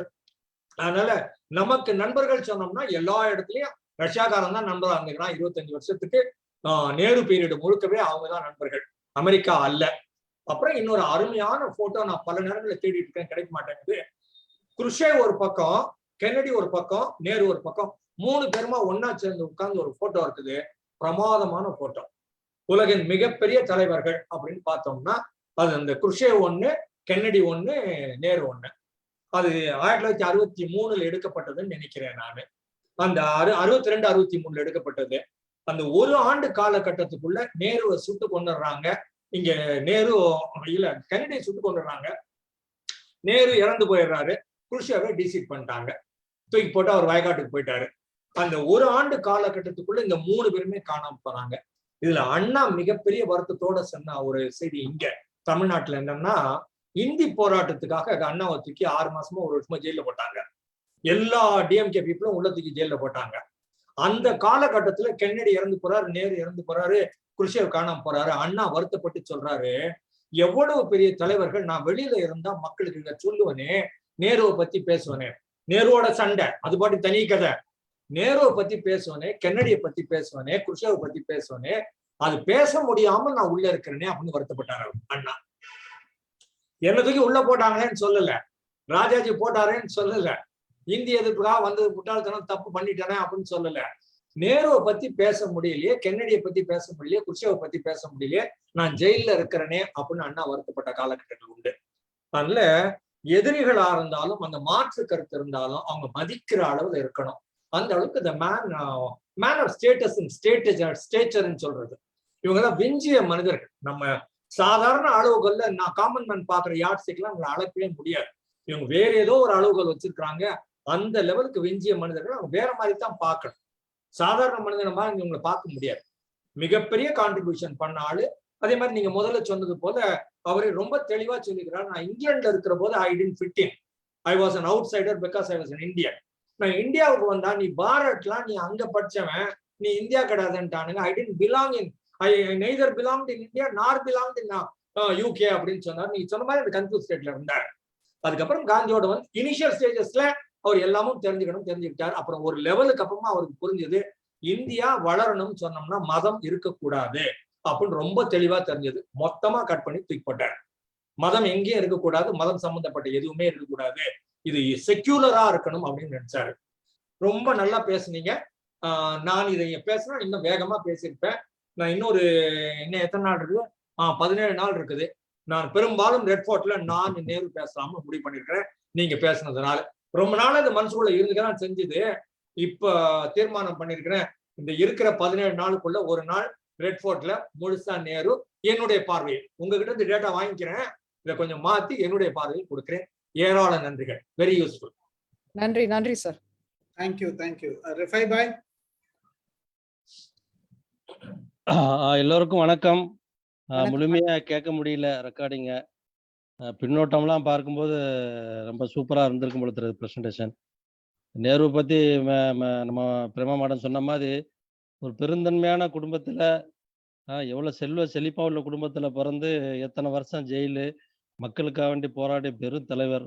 அதாவது சொல்ல மாளாது. நான் அவருடைய ஒரு சின்ன ஒரு பண்பை மட்டும் நான் இப்ப இடையில படிச்சேன். அவர் மதுரைக்கு பேச வந்திருக்கிறாரு நேரு. அப்ப காமராஜர் வந்து கூட கூட்டு வந்திருக்காப்புல. பேச்சு முடிச்சுட்டு திரும்பும்போது நேரு கேட்டிருக்காரு காமராஜர்கிட்ட, நீ இந்த பக்கத்துல தான் உன் வீடு இருக்கு, உங்க தாயாரை பார்க்கணும்னு சொன்னாப்புல. இல்ல டைம் ஆயிடுச்சு, இல்ல போக வேண்டாம் பார்க்க வேண்டாம் அப்படிங்கும்போது, இல்ல நான் பார்த்தா ஆகணும், தாயாரை கூட்டிட்டு போங்க அப்படின்னு இருக்காப்புல. கூட்டிட்டு போனா ஒரு லெவல் வரைக்கும் கார் போகுது, அதுக்கு போல காரு போக முடியாது. இறங்கி நேருட்ட சொல்றாரு, இறங்கி அம்மா பார்க்கலாம் வாங்கும் போது அம்மா கூப்பிடுறாங்களா. அவரும் ஒரு விவசாயம் பண்ணிருக்காங்க வயல் தோட்டத்துல. அம்மா கூப்பிட்டு சந்திக்கும் போது இதை ரொம்ப பிரமிப்பா நேர் நின்று பின்னால பார்த்துட்டு இருக்கிறார். இது எவ்வளவு பெரிய பண்பு பாருங்க, இவ்வளவு பெரிய லீடரு. காமராஜரை மறக்காம. எங்க வீட்லயும் எங்க பாட்டிலாம் இதுதான் காங்கிரஸ் தான். எங்க பாட்டி வந்து உடம்பு சரியில்லாம இருக்கும்போது காமராஜர் எங்க ஊருக்கு வரும்போது எங்க பாட்டியை பார்த்து ஒரு 500 ரூபாய் பிரசன்டேஷன் கொடுத்ததாக எங்க அம்மா சொல்லுவா. அப்பவே இப்போ வரைக்கும் காங்கிரஸ் தான். ரொம்ப அருமையான தலைவர். Salute to Nehruji. எவ்வளவு சொன்னாலும் அது தகும். அருமையான பிரசன் கொடுத்துருக்கீங்க. ரெக்கார்டிங் கேட்டுக்கிறேன். ரொம்ப நன்றி ma'am. Padma ma'am. Sorry Prema ma'am. Sorry Padma. எனக்கு அது கன்ஃபியூஷன். சார் மாதிரி ஸ்டீபன் சார் மாதிரியே கன்ஃபியூஷன் ஆகுது. ரொம்ப நன்றி. 500 ரூபாய் கொடுத்துருக்க மாட்டாரு. 5 ரூபாய் அவர் கஞ்சன். காமராஜர் ரொம்ப கஞ்சன் சார். மேக்ஸிமம் 5 ரூபா கொடுத்திருப்பாரு சார். இருக்கலாம். ஆனா அப்படிதான் நினைக்கிறேன். 5 தெரியல. 5 ரூபா தான் கொடுத்திருப்பாரு. எனக்கு ஞாபகம் இருக்கு. ஆனா எப்படி நேரு வடநாட்டுக்காரன் இந்தியாவும் போல்ற மாதிரி நமக்கு கிடைச்ச ஒரு முத்து காமராஜர் தான். அது எவ்வளவு பெரிய ஆளுமே எங்க வரைக்கும் அவர் போயிருக்காரு பாருங்க. ஒரு முடிவு எடுக்கிறது காமராஜர் இல்லாம ஒரு முடிவு எடுக்காதான் காங்கிரஸ். அதே மாதிரி மௌலானா அப்துல் கலாம் ஆசாத் வந்து கல்வி அமைச்சர் ஒரு பிரைம் மினிஸ்டர் கேண்டிடேட்டா அவரை அனௌன்ஸ் பண்ண போகும்போது அத வந்து இந்திரா காந்தி அம்மையாருக்கு விட்டு கொடுத்தது கே பிளான் அப்படின்னு ஒருத்தர் ஒரு போஸ்ட்ல தான் இருக்கணும்ன்ற ஒரு மெக்னானிமிட்டி நினைச்சாலும் கிடைக்காது. நமக்கு கிடைச்ச வரம். ஆனா அவரையும் ஒரு சின்ன பையனை வச்சு தோக்கடிச்ச நாடு நம்ம தமிழ்நாடு. அதான் நம்ம என்ன சொல்றோம், தேசத்தந்தையே சுட்டு கொண்டோம். அதை விடவா என்ன இருக்குது. ரொம்ப நன்றிமா, சூப்பரான தலைப்பு பத்மா மேடம், ரொம்ப சூப்பர். Thank you so much. நன்றி சார். வாங்க வினந்திதன் சார்.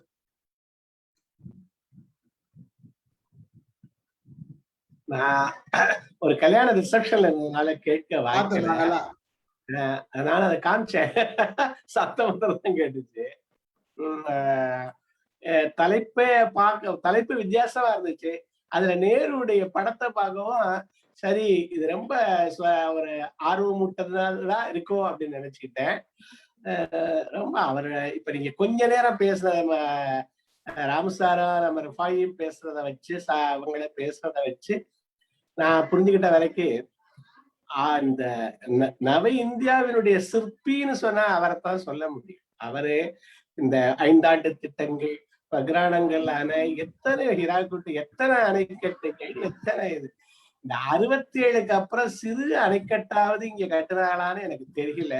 இந்த காமராஜர் ஆட்சிக்கு அப்புறம் வைச்சொல்லீர் வீரடிங்கிறது மாதிரி போயிடுச்சோடு ஒரு மனசுல ஒரு எப்பவோ நெருடல் இருக்கு எனக்கு.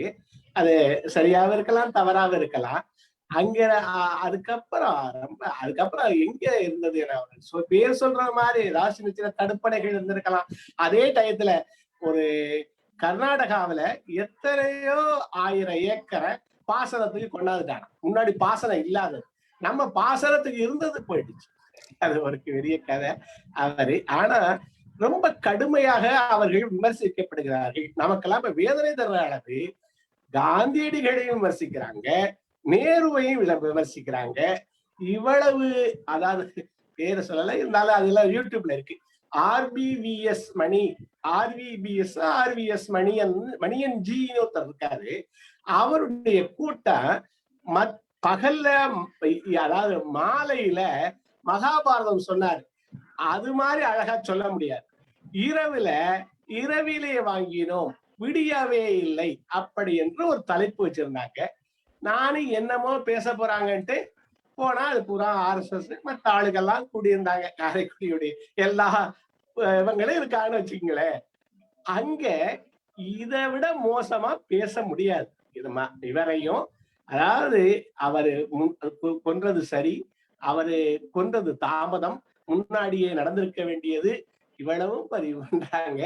அதே மாதிரி நம்ம நேருவை இதுக்கு குறைவா இந்த அளவு மோசமா திட்டி நான் என்னுடைய இதுல பார்க்கல. அப்ப அந்த அளவு இன்றைக்கு ராமசார் சொன்னது மாதிரி 6 ஆண்டுகள்ல முன்னாடியும் சொல்லிக்கிட்டு தான் இருக்காங்க. ஆனா இப்ப ரொம்ப வேகமா சொல்றாங்க. அந்த தேச தந்தையும் சரி, இந்த சிற்பியையும் சரி, அது மனவேதனை இருக்கு. அதெல்லாம் முடிஞ்சு போச்சு, நம்ம என்ன பண்றது. அப்ப ஆனா இது மாதிரி இதுகளை நினைச்சா அவங்களுடைய செஞ்சிருக்காங்க, இந்த மாதிரி வர்றபோது செய்யணும் அப்படிங்கறது தோன்றும். நிச்சயமாக முழு வீடியோவையும் கேட்டுட்டு மறுபடியும் நாளைக்கு நம்ம குழுவுல போடுறேன். ரொம்ப மகிழ்ச்சி எனக்கு. நண்பர்களை எல்லாம் மீண்டும் வணங்கி பத்மா மேடம் அவர்களுக்கு வாழ்த்து தெரிவித்து விடுகிறேன். நன்றி சார். நன்றிகள். இன்னும் ஒரு செய்தி சார், ஒரே ஒரு செய்தி உங்களுக்கு நன்றி சொல்லணும். இன்னைக்கு நீங்க மதிப்பீடுன்னு போடும்போது எல்லா நாளும் போஸ்டர் வந்து ஸ்பீக்கர் மேலையும் அந்த புக்கோ தலைவரோ படம் கீழே போடுவீங்க. நீங்க உயர்ந்த மதிப்பீடு நேரம் மேல வச்சு ஸ்பீக்கரை கீழே வச்சிருக்கீங்க. அதே ஒரு சிறந்த மதிப்பீடா நான் இன்னைக்கு அதை நெட்ல போடணும்னு நினைச்சேன் குரூப்ல. அருமையான அந்த போஸ்டர். இனி வருங்காலத்துல கூட யாராவது புக்கை பத்தி பேசினா புக்கை மேல போட்டு ஸ்பீக்கரை கீழே போடுங்க. இது வந்து என்னுடைய அன்பான வேண்டுகோள், தவறா எடுக்க வேண்டாம். Thank you so much. இதுக்கு முழுக்க காரணம் நான் செய்ய சார். ஏன்னா சரத், அவரோட அது ஸ்பீச் போடும் போதும் முத்தராமநாதன் சார் ஸ்பீச் போடும் போதும் முதல்ல 2 பேருமே என்ன சொன்னாங்கன்னா, முதல்ல அவங்க பேரை நம்ம படத்தை போட்டுக்கலாம், கீழே நம்ம படத்தை போட்டுக்கலாம் அப்படின்னு சிறந்த மதிப்பீடு. அங்க இருந்து வந்த ஃபீட்பேக் தான் எனக்கு. அது அது பார்த்த உடனே நேருன்றப்ப இது புத்தி ஆட்டோமேட்டிக்கா மேல போயிடுச்சு. வேற ஒண்ணும் அது கிடையாது. முன்னாடி இந்த இது இருந்தது. அண்ணாவை பத்தி போடும் போதும் நமக்கு கலைஞரை பத்தி பேசும்போதும் பெரியார் பத்தி பேசும்போதும் நாங்க இதை டிஸ்கஸ் பண்ணோம். அப்போ இதெல்லாம் மாத்தி போட்டோம். அப்பயே நீங்க பார்த்திருப்பீங்க. பிறகு வந்து இப்ப இன்னைக்கு நேருன்ற உடனே அது எவ்வளவு பெரிய உயரம்ன்றது அது ஆட்டோமேட்டிக்கா வந்துருச்சு. நான் அவங்க கூட சொல்லல, நானா தான் போட்டேன் அதை. பட் அதுக்கு பின்னோட்டம்ன்றது இதுதான். சிறந்த மதிப்பீடு. வாழ்த்துக்கள் உங்களுக்கு. நன்றி. நன்றிகள். நான் பேசுறப்பே சொல்லிட்டேன், பெரியார் படம் என் படத்துக்கு கீழே எல்லாம் இருக்கக்கூடாதுப்பா, ரொம்ப தப்பு. பெரியார் அண்ணா கலைஞர்லாம் மேல இருக்கணும், நானா கீழே இருக்கணும், ரொம்ப தப்புன்னு சொல்லி நம்ம வழக்கத்துல புக்கு யார் பேசுனாலும் அதுக்கு மரியாதை அவங்களுக்கு கொடுக்க வேண்டியது ஃபார்மேட்டை மாத்தணும். இன்சிடென்டலி நாம பேசுறோம், பட் அவங்கள பத்தி பேசுறோம்னால அவங்கதான் ஹைலைட் ஆக வேண்டிய ஆட்கள். ஒண்ணு. இன்னொரு செய்தி, இந்த ஜனவரி 14 குழந்தைகள் தினம்னு வச்சிருக்கோம் இல்லையா? அப்போ வந்து நான் சின்ன பிள்ளையா இருக்கும் போது பாலர் அரங்கம்னு இருக்கும் இந்த வாலாஜி ரோட்ல. இப்ப அதுக்கு கலைவாணர் அரங்கம் பேர் வச்சு இப்ப சட்டசபை நவம்பர் 14 குழந்தைகள் தினம், நவம்பர் 14 அந்த டேட்ல வந்து ஃபுல் டே சிறுவர் நிகழ்ச்சியா நடக்கும். ரேடியோ டேக் ஓவர் பண்ணோம். அப்ப தூர்தர்ஷன்லாம் கிடையாது. அதனால ரா ஐயாசாமின் ரேடியோ அண்ணா அவர் வருவாரு. முழுக்க அன்னைக்கு காலையில இருந்து ஈவினிங் வரைக்கும் ப்ரோக்ராம் நடக்கும். அந்த மாதிரி இதுல நானும் நாடகத்தில் நடிச்சிருக்கிறேன். சிறுவர் ரங்கத்துல பாலர் அரங்கம் சொல்லுவோம், அதில் நடிச்சிருக்கிறேன். அந்த ஜனவரி 14ங்கிறது எல்லா குழந்தைகளுக்கும் ஒரு மகிழ்ச்சியான செய்தி. அந்த காலகட்டத்துல பாலர் அரங்கம் மட்டும்தான் இருந்துச்சு, அதுல மட்டும்தான் இந்த நிகழ்ச்சி நடக்கும். அப்பவே சொல்லுவாங்க, இந்தியால சிறுவர்களுக்காக ஒரு அரங்கம் ஒன்று இருக்குது, தமிழ்நாட்டுல இருக்குது, சென்னையில இருக்குது, இந்தியாவில் இந்த மாதிரி எங்கேயுமே கிடையாதுன்னு சொன்னாங்க. அந்த பேரை மாத்துறது தவறு. கலைமானருக்கு வேற எங்கேயாவது இன்னொரு இடத்துல பேர் வச்சிருந்திருக்கலாம், அதை கலைவாணர் அரங்கம் மாத்தாம இருந்திருக்கலாம். அது அன்னை தேதிக்கு இருந்துச்சு. பாலர் அரங்கம்னு இருக்கும். ஜனவரி 14 நேரு பிறந்த நாள் வருதுன்னா எங்களுக்கு எல்லாம் ரொம்ப ஜாலியா இருக்கும். ஏன்னா அன்னைக்கு போய் காலையில இருந்து சாயங்காலம் வரைக்கும் டிராமா பார்க்கலாம், நம்ம நடிக்கலாம், பார்க்கலாம், எல்லாம் இஷ்டமா சாப்பாடுலாம் கொடுப்பாங்க, வாங்கி நல்லா ஜாலியா இருக்கலாம் அப்படின்னுட்டு மண்ணடியில இருந்து நடந்துதான் வரும். ஃபுல்லா பீச்சோட நடந்து வந்து வாலாஜி ரோடு வந்து உள்ள பண்ணுவோம். அப்போ வண்டியெல்லாம் கிடையாது, அப்பா சைக்கிள் தான் வச்சிருப்பாங்க. வேற என்ன, பஸ்ல போறதுன்னா போகலாம், இல்ல நாங்க சீக்கிரமா போறோம், நடந்து வந்துடும். ஃபுல்லா நடந்து பாலரங்கம் வந்து சாயங்காலம் வரைக்கும் இருந்துட்டு போவோம். ஒவ்வொரு ஜனவரி 14மே மகிழ்ச்சியான செய்தி. மகிழ்ச்சி சார். இப்போ நீங்க குழந்தை மாதிரி தான் இருக்கீங்க. பிள்ளைகள்லாம் அந்த அது இல்ல இப்போ குழந்தை மாதிரி தான் இருக்காரு. ஒரு முறை பேசி முடிச்சு நான் வரட்டாகேன்னு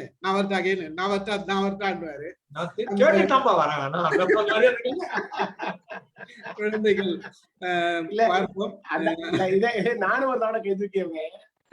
அந்த காலத்துல பிள்ளைங்க எல்லாம் அந்த ஷர்வானி மாதிரி போட்டு கொஞ்சம் வசதியான பிள்ளைங்க அந்த ரோஜா பூ வச்சு வர்றதெல்லாம் நான்லாம் ஆடு பார்த்திருக்கேன். அப்ப கிராம பள்ளிக்கூடம் அந்த மாதிரி நிறைய பாடல்கள் அது இது நம்ம போட்டு கார்ல வந்தா என்னமோ தருவா, என்ன தந்தாரு, என்னமோ ஒரு பாட்டு அந்த ரைப்ஸ் மாதிரியே வரும். நேருமாமா வந்தாரு, என்ன தந்தாரு, அந்த மாதிரி வரும். அந்த மாதிரி ஒரு நன்றா கொண்டாடப்பட்டதுதான் இப்ப மறந்தது. அது காலப்போக்குல வரணும். இந்த மாதிரி நிகழ்ச்சிகள்ல நம்ம மறுபடியும் அத நினைவு இப்ப ஒரு காலகட்டத்துல நீங்க சொல்ற ஒரு காலகட்டத்துல ரோஜா அப்படின்னா நேரு ரோஜாவின் ராஜா வந்துருவாரு. அது வந்துரும். அந்த இது வந்து மனதோட ஒட்டி இருந்த காலகட்டங்கள். அப்போ ரோஜா பூ அதிகமா நம்ம கண்ணுல படாது. இப்ப படுற மாதிரி பல ரோஜாக்கள் கிடையாது. நமக்கு தெரிஞ்ச ரோஜானா அப்ப சிவப்பு மட்டும்தான். அந்த சிவப்பு ரோஜா பார்த்தா ஆட்டோமேட்டிக்கா கனெக்ட் ஆயிடும். அசோசியேட் மெமரி தான் அது. ஆட்டோமேட்டிக்கா கனெக்ட் ஆயிடும். அந்த அப்படி இருந்தது. இப்போ அதெல்லாம் நிறைய வர மாறி போச்சு. நிறைய செஞ்சுக்கலாமா? மகிழ்ச்சி. ரொம்ப சண்டை போட்டோம்னா நம்ம போராடுற இடம் நமக்கு இப்ப பிரச்சனை இருந்ததுன்னா புள்ளைய போட்டு அடிச்சிருவோம். இவர் நாடு இவ்வளவு பிரச்சனையை வச்சுக்கிட்டு குழந்தைய பார்த்தா எல்லா வேலையும் விட்டு குழந்தையோட பேசிருப்பாரு. உட்கார்ந்து குனிஞ்சு குழந்தையோட பேசி அதுக்கப்புறம் தான் அவர் போவாரு தவிர ஒரு பக்கம் ஏராளம் ப்ராப்ளம் இருக்கு. பட் குழந்தைகள் வந்து இவர் அன்பு செலுத்திய மாதிரி இன்னொரு இடம் பார்க்க முடியாது. அதனால ரொம்ப முக்கியமான செய்தி. அதே மாதிரி காந்திய தாத்தான்னு சொன்னாங்க, நேருவ மாமான்னு சொன்னாங்க. ஒரு அஃபினிட்டியோட தான் மக்கள் பார்த்தார்களே தவிர இவங்க காங்கிரஸ் தலைவர், பொலிட்டிக்கல் தலைவர், அரசியல் தலைவர், கவர்மெண்ட் தலைவர் எல்லாம் பார்க்கல. நேருன்னு சொன்னா கூடவே நேரு மாமா அப்படிங்கிறது சேர்ந்துதான் வரும். காந்தி காந்தி தாத்தான்னு வரும். பின்னால மகாத்மான்னு சொன்ன மற்றதெல்லாம் செய்திகள் இருந்தது. ஆனாலும் கூட ஒரிஜினலா வந்து நேரு வந்து நேரு மாமா, நம்ம ஓட்டு ஆளு அப்படிங்கிற மாதிரி ஒரு பர்சனல் பிலாங்கிங் இருந்துச்சு. அதனால there was a lot of love and affection for him. Respect பாட்டு தனி, லவ் அண்ட் அஃபெக்ஷன் பாட்டு தனி. தேங்க்யூ. நன்றிகள். இன்னைக்கு வந்து நம்ம உண்மையாவே ஒரு நல்ல ஒரு டிஸ்கஷன் இருந்தது. சார் இன்னும் ஒரே ஒரு விஷயம் சொல்ல மறந்துட்டேன், அதையும் இன்க்ளூட் பண்ணிக்கிறேன். அதாவது நான் 2-3 பதிவிலையும் அது படிச்சிருக்கேன். என்ன சொல்றாங்கன்னா 62ல சைனா வார் வந்ததுக்கு அப்புறம் 64ல அவர் இறந்துடுறாரு. அந்த வாருக்கு அப்புறமே அவருடைய ஹெல்த் வந்து டிட்டீரியரேட் ஆக ஆரம்பிச்சுதான். அந்த டென்ஷன்லயும் கவலையிலயும் அவரோட ஆரோக்கியம் ரொம்ப கெட்டு போச்சு. அதுல இருந்து ஆரம்பமானதுதான் அப்படின்னு சொல்லியிருக்காங்க. என்ன சொல்ல வந்தேன்னா அவருடைய சிந்தனை மொத்தமே நாட்டுக்காக இருந்து தன் உடம்பையும் கெடுத்துக்கிற அளவுக்கு அவர் சிந்திச்சு இருக்காருன்னா இந்த மாதிரி ஒரு மனிதரை இனியும் நாம பார்ப்போமா அப்படிங்கிறது அது ஒண்ணு சொல்ல மறந்துட்டேன். அது இப்ப இன்க்ளூட் பண்ணிக்கிட்டேன் சார். இல்ல பஞ்சசீலம் துரோகம் அவருக்கு அது ரொம்ப பாதிச்சிருச்சு. அந்த பஞ்சசீலம்னு வந்து இங்க எல்லாம் சொல்லிட்டு போய் அங்க படையெடுத்தது ரொம்ப அது பெரிய துரோகமா சொல்றாங்க வரலாற்று. பஞ்சசீலத்துல ஒண்ணு வந்து தலையிடா கொள்கை. ஓ நாடு வந்து என் நாடு என்று தலையிட மாட்டோம் சொன்னது. ஆனா அவன் தலையிட்டான். நன்றிகள். ஒவ்வொரு தலைவரை பத்தி பேசும்போதும் நாம யாரை பத்தி பேசினாலும் குறைச்சு பேசுறதுக்கு 4 பேர் இருக்கதான் செய்வாங்க, இல்லாத இருக்க மாட்டாங்க யாரையுமே. அதாவது சாதாரண நம்மளையே நம்ம கிட்ட எல்லாரும் குறைச்சு பேசுறதுக்கு நிறைய பேர் இருக்காங்க. ஒரு பெரிய ஆளுமைகளை வந்து நம்ம வீட்லயே நம்ம ஒருத்தர் நல்லவரா இருந்தா கூட எல்லாருக்கும் நல்லவரா இருக்க முடியாது. நம்ம வீட்டுல 10 பேர் இருக்குன்னா 10 பேருக்கு நம்ம எல்லாரும் இருக்க முடியாது. ஒரு நாடு, அந்த நாட்டுல ஒருத்தர் தலைவரா இருக்காரு, நிறைய செய்யறாருன்றப்ப இவரை எல்லாரும் பாராட்டுறாங்க, இவரை புகழ்ந்து பேசுறாங்க. நிறைய அவர் உயர்ந்துடக்கூடாது மேல நினைக்கிறவன் 10 பேர் இருக்கதான் செய்வான். அது அது அன்னைக்கும் சரி இன்னைக்கும் சரி. இன்னைக்கு மடத்தனமா பேசுறது வேற, மடத்தனமா பேசுங்கன்னு சொல்லி கொடுக்கறது வேற. அந்த மாதிரி எல்லாம் மக்கள் இருக்கிறாங்க. அதெல்லாம் இருக்கதான், அதெல்லாம் பார்த்துட்டு அவங்களுக்கு எல்லாம் முக்கியத்துவம் கொடுத்து அவங்கள பத்தி பேசுறதுன்றதே நமக்கு தவறுன்றது என்னோட கருத்து. அவங்களெல்லாம் இக்னோர் பண்ணி ஜஸ்ட் இக்னோர் பண்ணிட்டு நாம வந்து என்ன சொல்லணும்னா நல்ல விஷயங்களை நாம எடுத்து அழுத்தம் திருத்தமா சொல்லிட்டு போகும்போதே அவங்க பேசுறதுக்கு அங்க வாய்ஸே இருக்காது. அந்த சத்தமான உரை நம்ம கொடுக்கிற ஒரு சத்தம், அந்த சத்தம் வந்து போய் சேரணும். நிச்சயமா அவர் இவர் இவ்வளவு சாதிச்சிருக்கிறாரு அப்படின்னு சொல்லும் போதே நீங்க சொல்றதெல்லாம் வேல்யூவே கிடையாது அப்படின்ற மாதிரி நம்ம அழுத்தம் திருத்தமா சொல்றோம். அப்போ எந்த ஒரு தலைவரும் நம்ம அழுத்தம் திருத்தமா சொல்லும் போதே நெகட்டிவா பேசுறவங்க 0 ஆயிடுவாங்க. அதை பத்தி கவலையே பட வேண்டாம். நம்ம இனி பேசும்போது கூட இந்த மெத்தடை ஃபாலோ பண்ணோம்னா நமக்கு அந்த ஒரு நல்ல ஒரு அருமையான உரையாவும் இருக்கும். வரவங்களுக்கும் இத வந்து அடுத்து பேசுறவங்களுக்கும் நாம ஏன் கரைச்சு பேசணும், மத்தவங்களை பத்தி பேசணும், நாம இதை அழுத்தம் திருத்தமா சொல்லுவோன்ற அந்த உணர்வும் நமக்கு வெளிப்படுத்துற மாதிரி இருக்கும்ன்றது என்னுடைய கருத்தை சொல்லி ஒரு நல்ல உரையை இன்னைக்கு தந்தீங்க. அருமையான உரை. திருப்பி ஒரு 50 வருஷத்துக்கு முன்னாடி 60 வருஷத்துக்கு முன்னாடி எல்லாரையும் கொண்டு போயிட்டு அந்த வரலாறு தெரிஞ்சுக்க வச்சுங்க. இதை பார்க்கிறவங்களும் இந்தியாவோட வரலாறு, நேருவோட கஷ்டங்கள் எப்படி இருந்தது இதெல்லாம் தெரிஞ்சுக்கிறதுக்கும் ஒரு நல்ல வாய்ப்பாகவும் இருந்தது. ஒரு அருமையான உரையை கொடுத்தீங்க, ரொம்ப தெளிவாகவும் நிதானமாகவும். அந்த எடிட்டிங் ரொம்ப சூப்பரா இருந்தது. நல்ல உரை. மகிழ்ச்சி.